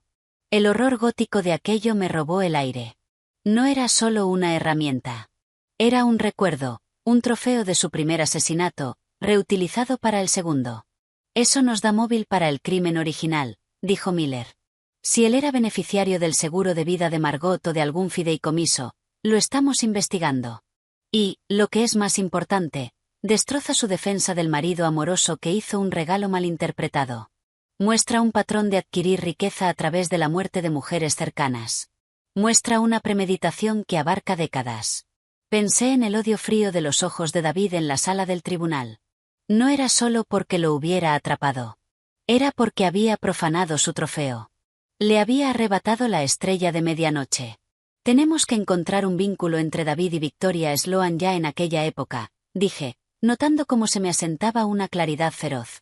Si ella fue su facilitadora conmigo, quizá también lo fue con Margot. Quizá no fue un robo aleatorio. Quizá fue un paquete de saneamiento de hace 22 años. Es una teoría sólida, concedió Miller. Pero necesitamos pruebas. Cresmore pintará la muerte de Margot como un viejo caso trágico sin relación, una coincidencia. Entonces no se lo permitiremos, dije, mientras se formaba un plan frío y duro. Tenemos que hacer que el jurado vea el patrón. No solo a través de documentos, sino a través de una historia. La historia de él. ¿Cómo?, preguntó la agente Miller. Respiré hondo. Tienen el collar. Lo tiene el FBI. Quiero volver a verlo. No solo el informe, el objeto físico. Y quiero que haya un fotógrafo forense. Quiero primeros planos de alta resolución de cada detalle, sobre todo del interior del engaste, sobre todo de esos arañazos. ¿Qué está buscando? No lo sé aún, dije. Pero David es un monstruo sentimental. Se quedó el collar. Lo modificó, pero no lo fundió. Los arañazos, la M más la D, eso era importante para él. Es una pista que se dejó a sí mismo. Quizá también sea una pista para nosotros. Al día siguiente, en una sala estéril del FBI para revisar pruebas, Volví a enfrentarme al collar. Reposaba sobre una tela negra bajo una luz intensa, sellado en una bolsa forense transparente. Ahora parecía más pequeño. Ya no era glamuroso ni inquietante. Solo una pieza fría y fea de metal y piedra, un recipiente para veneno y memoria. El fotógrafo tomó sus imágenes. Yo le pedí que se acercara más al interior de la montura. Ahí, donde las garras se unen al engaste. Al ampliar esa zona en el monitor de alta resolución, los arañazos aparecieron nítidos, aumentados 100 veces. Eran toscos, hechos con una herramienta afilada, no con láser. Pero bajo la lente apareció algo más. No era un signo más. Había un símbolo diminuto y torpemente grabado entre las letras. No era una cruz. Era una calavera pequeña y rudimentaria. Calavera, leí en voz alta, mientras se me iba toda la sangre de la cara. No es Margot y David, murmuró la agente Miller a mi lado. Es Margot asesinada por David. Era una confesión, una marca enferma y orgullosa de trofeo, la firma de un asesino en serie grabada en la joya de su primera víctima, la misma que luego usó para seducir y matar a la segunda. Lo tenemos, dije. Las palabras sonaron sólidas como piedra. Ahora vamos a asegurarnos de que el mundo entero lo vea. El juicio del estado de Nueva York contra David Allen Wright comenzó un lluvioso lunes de septiembre. La sala estaba llena, con un murmullo bajo de expectación suspendido en el aire frío del aire acondicionado. La grada de prensa estaba repleta. En la primera fila, detrás de la mesa de la acusación, yo estaba sentada con Clare a un lado y Jaque al otro, un muro silencioso de apoyo. Llevaba un vestido sencillo azul marino, la espalda recta y el rostro convertido en una máscara de calma que no sentía. Al otro lado, David, con un traje gris carbón perfectamente cortado y absurdamente normal, estaba sentado junto a Alan Cresmore. No me miró. Estudiaba al jurado, 8 hombres y 4 mujeres, con la concentración de un maestro de ajedrez. El fiscal federal adjunto Vargas abrió el caso por la acusación. Era metódico, nada teatral y devastador. Señoras y señores del jurado, empezó, de pie ante ellos y con las manos entrelazadas, este es un caso sobre codicia, paciencia y la creencia monstruosa de que una vida humana es una anotación contable que se puede cuadrar. El acusado, David Wright, no solo quería deshacerse de su esposa. Quería enriquecerse con su muerte. Y cuando se descubrió un primer método de asesinato sofisticado y lento, simplemente ordenó otro más directo. Esto no es un crimen pasional. Es un plan de negocio calculado a largo plazo en el que el beneficio eran $40 millones del seguro y el coste era la vida de Hannah Wright. Fue guiando al jurado paso a paso. Primero las finanzas. Los activos desplazados. El laberinto de sociedades limitadas. Las pólizas de seguro que pasaron de 2 millones a 40 millones en 18 meses. Números aburridos y secos que dibujaban una imagen de saqueo frío y sistemático. Llamó al suscriptor del seguro, que declaró que David había insistido especialmente en las cláusulas que cubrían enfermedades raras y no diagnosticadas. Después vino el collar. El jurado se inclinó hacia adelante cuando introdujeron la caja forrada de plomo que contenía la prueba. Un físico forense del FBI explicó que era el polonio 210, su toxicidad y su uso en asesinatos. Mostró diagramas de la cavidad del colgante, el blindaje de plomo. Se utilizó la expresión arma de destrucción masiva. Cayó en la sala como una losa. El contrainterrogatorio de Cresmore fue una obra maestra de la distracción.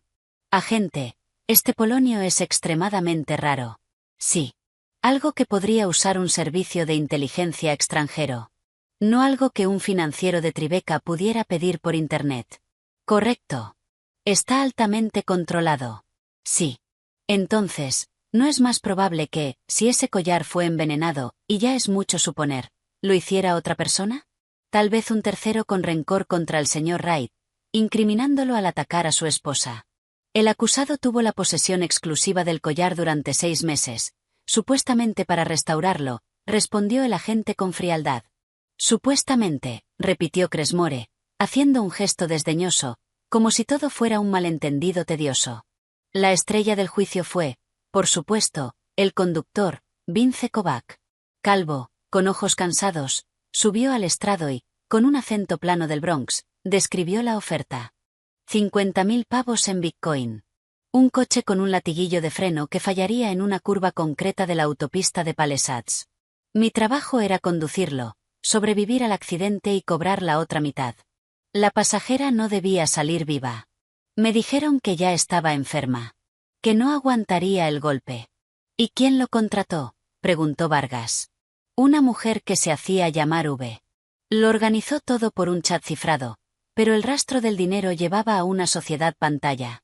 Los federales siguieron esa sociedad hasta un tipo que hace trabajos discretos para una consultora llamada Sloan Advisory.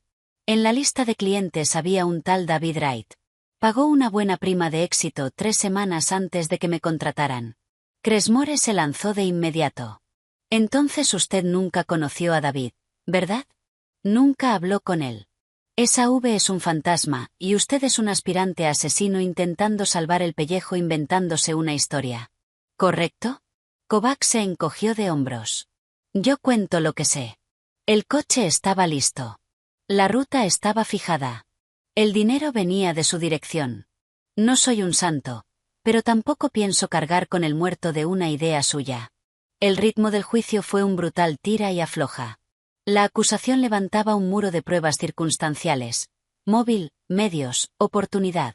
Cresmore lo iba picando poco a poco, pintándome a mí como una histérica, a Jaque como un operador turbio que había espiado ilegalmente a su cliente y a Kovacs como un mentiroso. Presentó a David como un marido entregado, desconcertado por el repentino colapso mental de su esposa y por la teoría conspirativa que había fabricado junto a un investigador fuera de control. Entonces Vargas llamó a un testigo que yo no esperaba. Un detective anciano ya retirado de la policía de Greenwich, en Connecticut. Declaró sobre el caso sin resolver de hacía 22 años. El asesinato de Margot Brennan, el collar robado. El prometido, David Wright, estaba destrozado por el dolor, dijo el viejo detective con voz áspera. Tenía una coartada sólida. No teníamos nada. El caso se enfrió.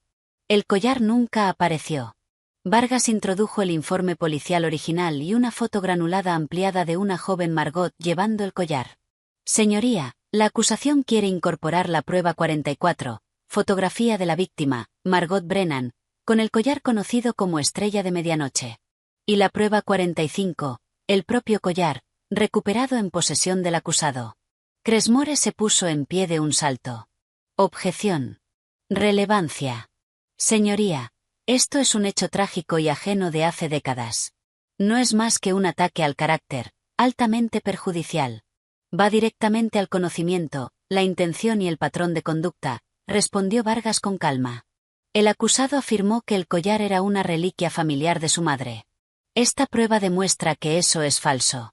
Demuestra que el collar es, en realidad, propiedad robada perteneciente a una víctima de asesinato con la que él estuvo prometido. Muestra un patrón de adquisición de activos valiosos a través de la muerte de una pareja íntima. La jueza, tras un silencio tenso, rechazó la objeción. El jurado podrá considerarlo únicamente a efectos de establecer el conocimiento del acusado sobre la procedencia del collar y su veracidad. Cresmore parecía furioso. David, por primera vez, mostró una grieta. Le apareció una fina capa de sudor en la sien. Escribió una nota frenética a su abogado. Vargas se guardó lo mejor para el final. Llamó al fotógrafo forense del FBI. En la pantalla de toda la sala proyectó la imagen ampliada en alta resolución del interior del engaste del colgante. Los arañazos toscos. La M. La pequeña e inconfundible calavera. La de un jadeo colectivo recorrió la sala. ¿Puede explicar qué indica esta marca?, preguntó Vargas. Parece un grabado hecho a mano con un instrumento afilado, respondió el fotógrafo. Las letras M y D, con un símbolo parecido a una calavera humana entre ambas. En su opinión experta, ¿esa marca es contemporánea a la fabricación del collar, de hace casi un siglo? No, señor. Las huellas de herramientas son distintas, más recientes. Esto se añadió mucho después, probablemente en las últimas décadas. Vargas se volvió hacia el jurado. Margot Brennan asesinada por David Wright. Señaló la pantalla. M. Calavera. De un trofeo. Una confesión guardada durante 22 años. Luego entregado a su siguiente esposa, Hannah Wright, después de ser cargado con un veneno radiactivo. Esto, señoras y señores, No es la acción de un hombre inocente. Esta es la firma de un depredador. La sala del tribunal quedó en silencio absoluto. Todas las miradas estaban puestas en David. Su rostro estaba blanco como un cadáver.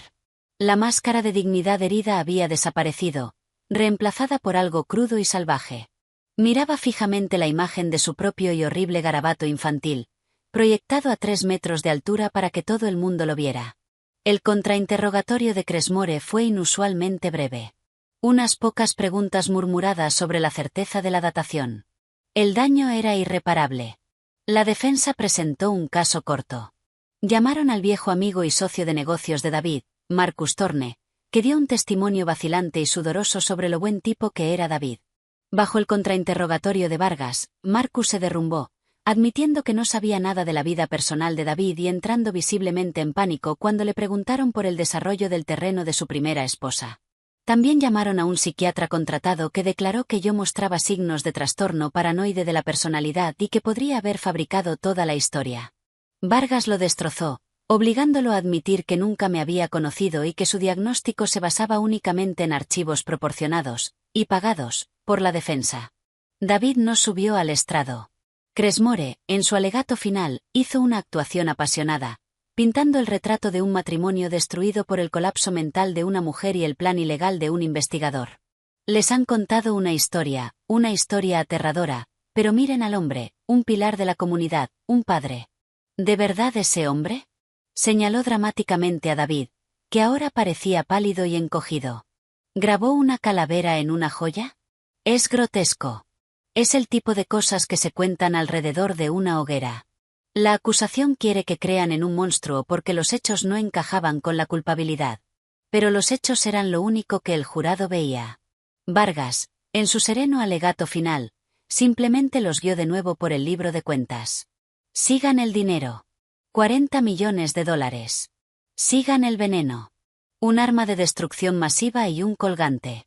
Sigan la historia. Una prometida muerta. Un collar robado.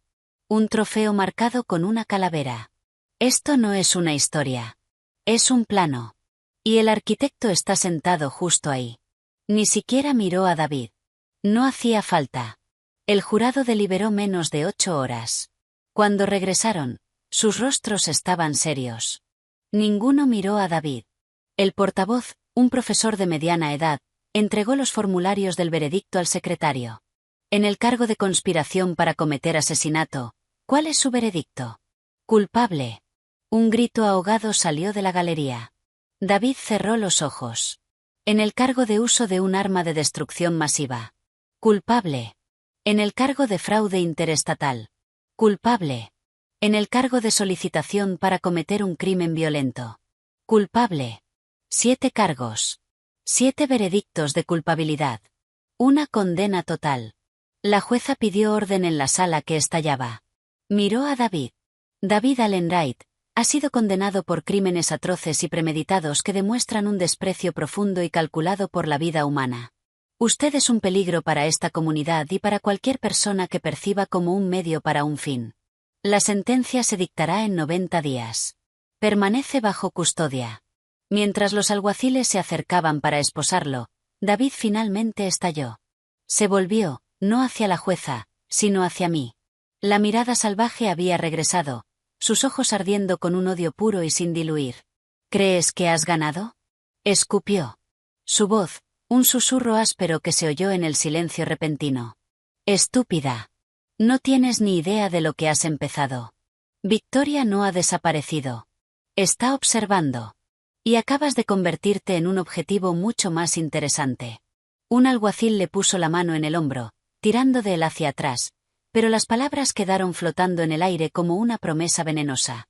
No me inmuté. Sostuve su mirada, con los ojos secos y fríos. No dije nada. Solo observé cómo se llevaban al monstruo, probablemente para siempre. Afuera, en las escaleras del tribunal, la lluvia había parado. Vargas y la agente Miller me estrecharon la mano. Se acabó, dijo Miller. ¿De verdad? Pregunté, pensando en las últimas palabras de David, en Victoria, el fantasma de una red que había operado con impunidad durante quién sabe cuánto tiempo. Jaque se acercó, con la voz baja. La parte legal ha terminado. El resto, eso apenas empieza. Miré los micrófonos, los reporteros gritando. Clare apretó mi brazo. Di un paso al frente. Tenía algo que decir, no como víctima, sino como superviviente que apenas estaba comenzando. 90 días después del veredicto, la sentencia fue una formalidad. El informe del agente de libertad condicional, un documento denso que detallaba los crímenes excepcionalmente atroces, crueles y motivados por dinero de David, recomendaba cadena perpetua. La única pregunta era cuántas cadenas perpetuas impondría la jueza. La audiencia de sentencia parecía un epílogo grotesco. La misma sala, menos gente. David, ahora con un mono de prisión, parecía reducido, pero sus ojos tenían una nueva volatilidad hirviendo. Alan Cresmore, con la confianza visiblemente rota, se levantó para dar un último alegato desesperado. Señoría, comenzó con voz tensa. David Wright ha sido un pilar de su comunidad, un benefactor de obras benéficas, un padre. La imagen pintada en el juicio fue una ficción, una narrativa construida por una esposa que sufre paranoia severa y ayudada por un investigador con un conocido desprecio por la ley. La supuesta marca de trofeo, un rasguño de origen desconocido, al que un fiscal necesitado de una historia sensacionalista dio un significado monstruoso. Mi cliente mantiene su absoluta inocencia. Condenarlo a morir en prisión basándose en este castillo de naipes sería una tragedia. Se sentó. La jueza, una mujer que había visto todas las formas de engaño humano, ajustó sus gafas. El tribunal ha recibido y leído la declaración de impacto de la víctima presentada por Hannah Wright. ¿Tiene la acusación algo que añadir antes de que dicte sentencia? El fiscal Vargas se levantó. Solo esto, señoría. La defensa habla de un castillo de naipes. La acusación ha construido una fortaleza, de pruebas forenses, registros financieros, de las propias palabras del acusado planeando un asesinato grabado en audio, y de la historia, un patrón. Pedimos al tribunal que considere que David Wright no solo intentó asesinar a su esposa. La convirtió en un vehículo de inversión a largo plazo. Trató su vida y la vida de su prometida anterior como una mercancía para liquidar. Ese es un tipo particular de maldad que merece todo el peso del poder de este tribunal. La jueza asintió. Miró a David. Señor Wright, tiene derecho a hacer una declaración antes de que dicte sentencia. David se levantó lentamente. No miró a la jueza. Se volvió, con las manos esposadas apoyadas en la mesa, y fijó su mirada en mí. Fue una mirada larga y helada. Luego volvió a girarse. No tengo nada que decir a este tribunal, dijo con voz plana, despojada de todo su antiguo encanto. Es una casa corrupta. Mi declaración es mi silencio. La boca de la jueza se tensó. Muy bien. Los crímenes por los que ha sido condenado representan un ataque profundamente premeditado contra el concepto mismo de justicia y dignidad humana. Usted convirtió la intimidad en un arma. Comercializó el asesinato. No ha mostrado ni una pizca de remordimiento, solo un desprecio continuo por este proceso. En consecuencia, la sentencia de este tribunal es que sea enviado a la custodia de la Oficina Federal de Prisiones por un periodo de 80 años que se cumplirán de forma consecutiva por todos los cargos, sin posibilidad de libertad condicional. 80 años. Tenía 45. Era una sentencia de muerte dentro de una caja de hormigón. Un murmullo recorrió la sala. David no reaccionó.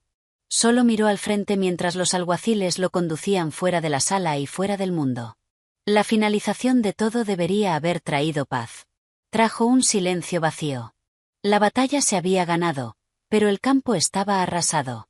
Las consecuencias fueron un torbellino de asuntos fríos y duros. Con David encarcelado, los procedimientos civiles avanzaron rápidamente. Mis abogados, un bufete agresivo especializado en recuperar activos para víctimas de fraude, destrozaron su imperio. El acuerdo prenupcial quedó anulado debido al intento de asesinato. Los activos trasladados, las sociedades, las empresas fantasma, todo fue perforado. Uno a uno, los tribunales congelaron todo. Wright Capital fue puesto bajo administración judicial. Sus activos, construidos en parte con el dinero de mi familia y completamente con las estafas de David, fueron liquidados. Me senté en una sala de conferencias frente a un equipo de contables forenses agotados y mi abogada principal, Susan Chin. Las pólizas de seguro son nulas, obviamente, dijo Susan, golpeando una pila de papeles. Las compañías están demandando para recuperar las primas que pagó, lo cual es irónico, pero ese es su problema. El patrimonio principal es suyo, completamente limpio. El valor de la liquidación de Wright Capital, después de acreedores, es aproximadamente $22 millones. Es dinero sucio, Hannah. Miré la cifra. Era dinero de sangre. Dinero de veneno. Créalo, dije. Cada centavo. Cree una fundación. La Fundación Midnight Star. Financia investigación sobre tratamiento y detección de envenenamiento por radiación. Proporcione subvenciones para asistencia legal a víctimas de violencia de pareja, especialmente coerción financiera y planes de asesinato por encargo. Cree un fondo de compensación para víctimas, de forma anónima, para las familias de otros clientes de Victoria Sloan. Habíamos descubierto 3 víctimas probables más cuyos casos ahora se estaban reabriendo. Susan asintió con un leve destello de respeto en los ojos. Considere lo hecho. La última pieza del caso civil fue la más silenciosa y la más satisfactoria. Demandé la custodia total y permanente de Liam con la retirada de los derechos parentales de David basándome en la condena y en el testimonio sobre su escalofriante pregunta sobre el niño. Ningún juez de familia del mundo lo negaría. David, a través de un abogado de prisión, no lo impugnó. La orden fue firmada. Liam era mío y estaba a salvo. Un mes después de la sentencia, la agente Miller llamó. La encontramos, o ella nos encontró. Victoria Sloan. Se me cortó la respiración. ¿Dónde? Entrando en la oficina del fiscal federal en Manhattan con 2 abogados. Quiere un acuerdo. Está lista para hablar de todo. El acuerdo se cerró. Inmunidad total de procesamiento por su papel directo en el plan contra mí. A cambio de su testimonio completo y verificado contra David y de revelar toda su red, entraría en el programa de protección de testigos. Los limpiadores, los médicos corruptos, los funcionarios en oficinas de forenses de 3 estados. Los nombró a todos. Fue una limpieza de un mal oculto y privilegiado. Como parte del acuerdo, me permitieron estar detrás de un espejo unidireccional durante su interrogatorio. Necesitaba verla. Necesitaba entender el mecanismo. Victoria Sloan no se parecía en nada a lo que imaginaba. A finales de los 40, atractiva, con ojos inteligentes y el aplomo de una presentadora veterana de noticias. Estaba sentada en la sala de interrogatorios bebiendo agua, su voz clara y desapasionada mientras desmenuzaba su carrera. David Wright era un tipo particular de cliente, explicó a los agentes de rostro pétreo.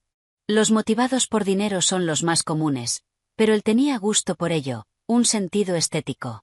El collar, esa fue su idea. Lo había conservado todos esos años. Lo llamaba reciclaje poético. Usar el instrumento de una transición para facilitar otra. Una de las agentes, una mujer joven, parecía disgustada. ¿El asesinato de Margot Brennan? ¿Fue cosa suya? Victoria se encogió ligeramente de hombros. Eso fue antes de mi época con él, pero lo insinuó. Necesitaba una solución fiable para una pareja que se estaba volviendo inconveniente. Su familia tenía dinero, pero estaba bloqueado en fideicomisos hasta el matrimonio. Me introdujo en el concepto, un robo en casa que sale mal, tiempos más simples, menos conciencia forense. Yo proporcioné la mano de obra. Él proporcionó la coartada y el plano de la casa. Fue mi primer gran proyecto. Demostró nuestra compatibilidad. Apoyé la frente contra el cristal frío. Su primer gran proyecto. Y mi marido había sido cliente de asesinos. Y Hannah Wright, insistió la agente. Un caso más complejo. Él quería algo lento, negable. Estaba obsesionado con la idea de un duelo perfecto y sin culpa. La narrativa de la enfermedad fue creación suya. Mi papel fue conseguir el material y organizar la contingencia. El polonio vino de un físico ruso retirado en Montenegro que ya habíamos utilizado antes. La modificación del collar la hizo un gemólogo en Amberes que no hace preguntas. Cuando el joyero de Nueva York, Burkovitz, identificó el trabajo, David se agitó. Solicitó una terminación natural para el anciano. Yo la organicé. Un inductor cardíaco en su té de la noche. Sin dolor. Cerré los ojos. Elías. La voz llorosa de su nieta. Se fue a la cama y no despertó. ¿Y el accidente de coche? Protocolo estándar de contingencia cuando el vector principal se ve comprometido o descubierto. Acelerar hacia un final traumático plausible. La enfermedad proporciona el pretexto. David fue muy específico con el lugar. Las Palisades. Había conducido allí con ella. Dijo que la caída era cinematográfica. Lo decía como si estuviera hablando de la preferencia de un cliente por un vino u otro. Le mostraron el collar, la foto del grabado por primera vez. Su fachada fría se rompió en una leve sonrisa profesional. Ah, la vanidad. Siempre fue su debilidad. Tenía que dejar una marca para poseerlo. Le dije que la sentimentalidad era una vulnerabilidad. Él dijo que ese era precisamente el punto. Cuando terminó el interrogatorio pedí hablar con ella. Los agentes dudaron, pero insistí. Me llevaron a la sala. Victoria levantó la vista, evaluándome sin más emoción que si estuviera examinando un mueble. Señora Wright, dijo educadamente. ¿Por qué? Pregunté. La única palabra contenía todo. El horror. La incomprensión. Ella entendió. ¿Por qué cooperar? Mi red está quemada. La condena de David se encargó de eso. Los profesionales que empleábamos están siendo detenidos. Mi valor como agente libre es cero. Mi valor como testigo, sin embargo, es considerable. Es una simple transacción.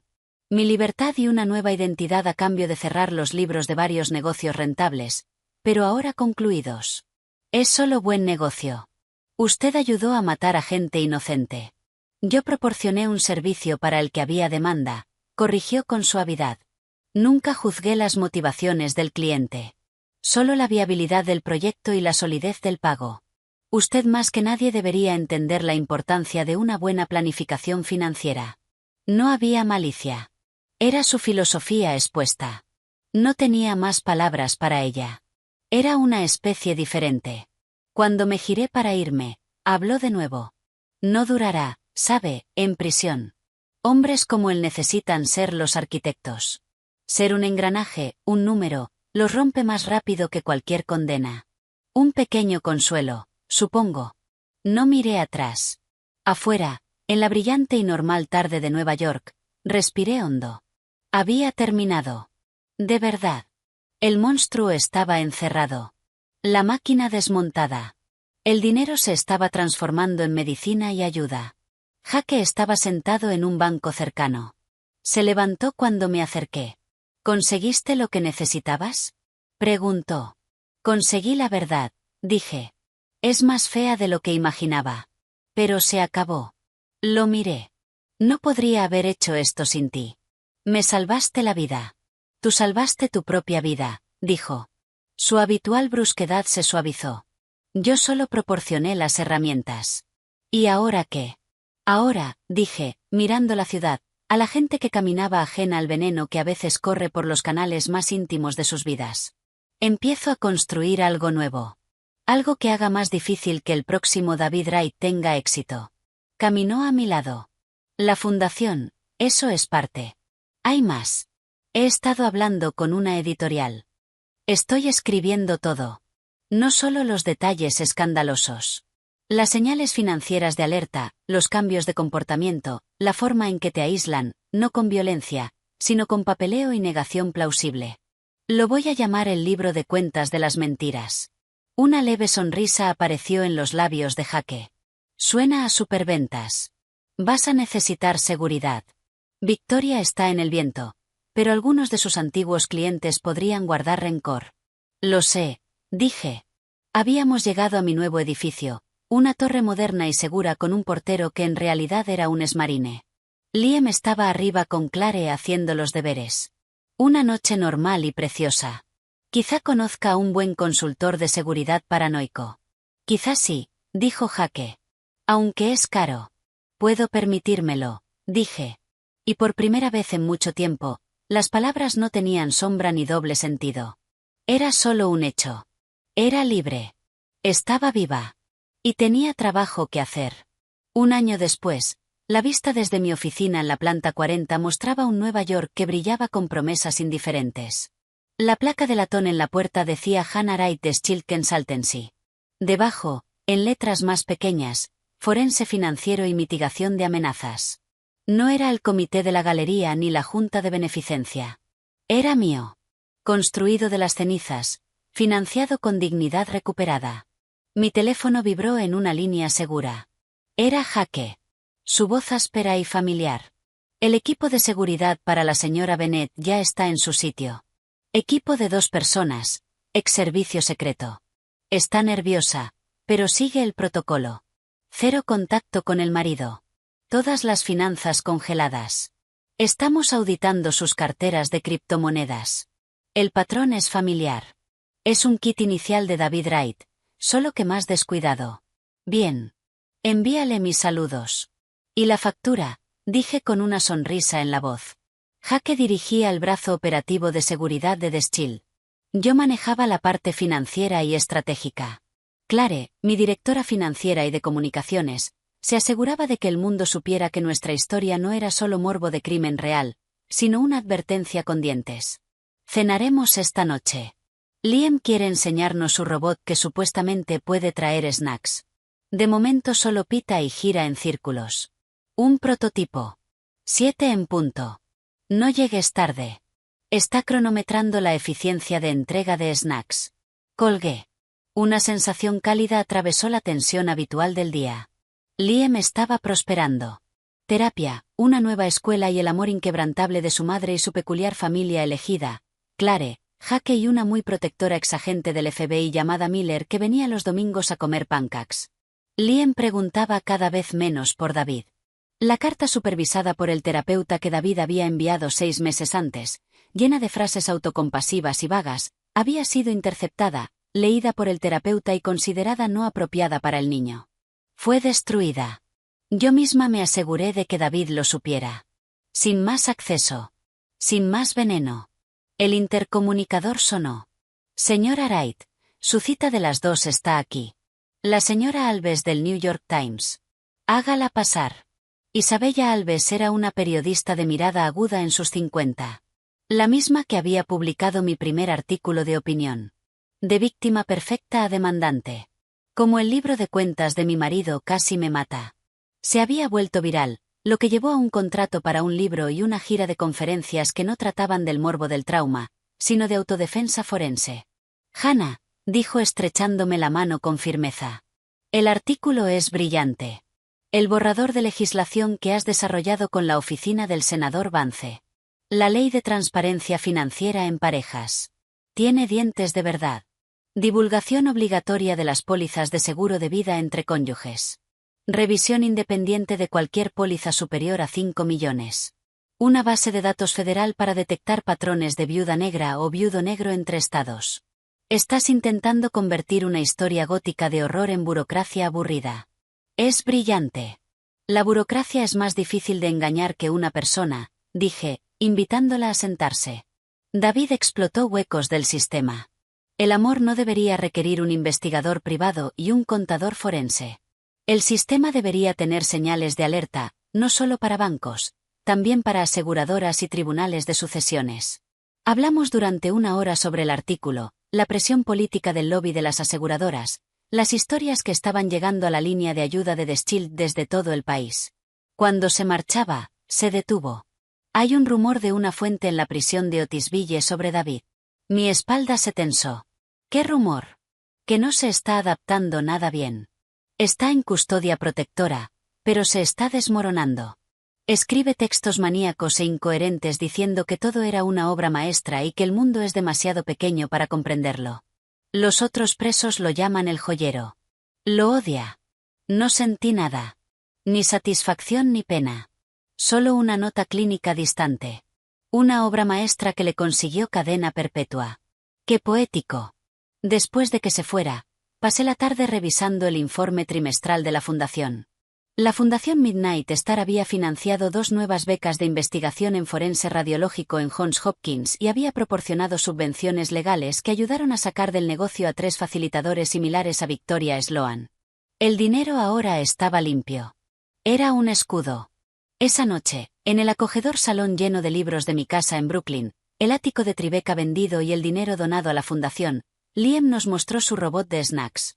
Zumbó, extendió un brazo mecánico, tiró un cuenco de pretzels y pitó como disculpa. Un contratiempo, declaró Liam sonriendo. La relación agarre-peso está mal calibrada. Un análisis crítico, dijo Jake con seriedad mientras recogía los pretzels. De vuelta al laboratorio. El afecto natural entre ellos, la forma en que Jake escuchaba las interminables explicaciones de ingeniería de Liam era un pequeño milagro que nunca me había atrevido a esperar. Más tarde, cuando Liam ya estaba dormido, estaba en mi despacho revisando la última de las cajas viejas del trastero. Clare y yo habíamos tirado casi todas las cosas de David, pero esta era una caja de recuerdos míos que había evitado. Anuarios universitarios, fotos antiguas. En el fondo, envuelto en papel viejo, había un pequeño cuaderno de cuero. No lo reconocí. Lo abrí. Era la letra de David, no de los últimos años. La tinta estaba descolorida. La escritura más joven y desordenada. Fechas de sus primeros años 20, por la época de Margot. No debería haberlo leído, pero lo hice. Las entradas eran los garabatos grandiosos y angustiados de un joven privilegiado obsesionado con su propia tragedia potencial. Luego una entrada de un mes antes de la muerte de Margot. M habla de posponer la boda. Dice que necesita encontrarse a sí misma antes de unir nuestras vidas. Su herencia está bloqueada hasta que nos casemos. Su indecisión es una forma de robo. Tiene la llave de un futuro y la agita delante de mí. El dolor de perderla es exquisito. Es lo único que me hace sentir verdaderamente vivo. Amar algo tan frágil que puede romperse. Ese es el único amor real. Quizá romperlo tú mismo sea el acto definitivo de posesión. Una pérdida perfecta. Pasé la página. El corazón se me volvió de piedra. Una entrada del día después de su funeral. El duelo es una sinfonía. Todos ven las lágrimas del director. No oyen la música. Solo yo puedo oírla. La música de la posesión. He amado. He perdido. Tengo el dolor perfecto y hermoso. Y tengo el brillo que colgaba de su cuello. Un recordatorio. Una nota de la sinfonía hecha objeto. Mi obra maestra emocional. La última entrada. Años después. Una sola línea escrita justo antes de nuestro 10º aniversario. Hannah es el lienzo ideal. Tan llena de luz. La obra maestra requiere contraste. El lento apagarse de una estrella brillante será mi obra magna. Luego la pérdida perfecta y permanente y finalmente estaré completo. Cerré el libro. El horror no estaba en los detalles. Estaba en el núcleo. No era solo avaricia. Era una enfermedad. No quería solo dinero. Quería ser el autor de su propia ópera trágica. Sentirse un alma profunda y sufriente. Y necesitaba matar para crear el decorado de su ego. No éramos personas. Éramos utilería. Margot, yo. Liam solo era un recurso de guión para el tercer acto. Llevé el cuaderno a la chimenea. Jake entró con 2 copas de vino. Vio mi cara, vio el libro en mi mano. ¿Qué es? Las notas del autor, dije con voz plana. No le conté los detalles. Algunos horrores son demasiado grotescos para compartirlos. Abrí el protector de la chimenea y coloqué el cuaderno sobre las brasas. Las llamas lamieron el cuero, luego prendieron, doblando las páginas en pétalos negros que brillaron en naranja y desaparecieron en ceniza. Es el lugar correcto para eso, dijo Jake en voz baja, dándome una copa. Observamos cómo ardía el último rastro físico de la fantasía de David. Cuando la última página se desintegró, sonó mi teléfono. Era la línea de emergencia 24 horas de The Shield que se desviaba a mí. Contesté. Consultoría Shield. Habla Hannah. La voz de una mujer, baja y temblorosa, con acento británico. Me dieron este número. Una amiga dijo que usted la ayudó. Mi marido me regaló un reloj inteligente nuevo por nuestro aniversario. Me dio una pequeña descarga, como electricidad estática, pero a propósito. Lo desmonté. Hay una aguja diminuta y un pequeño depósito. No sé qué contiene. Estoy en Ginebra. Él está en una conferencia hasta mañana. Tengo mucho miedo. Miré a Jake. Ya estaba leyendo mi expresión, dejando su copa y sacando su teléfono para rastrear la llamada. Hizo bien en llamar, dije con voz tranquila y firme.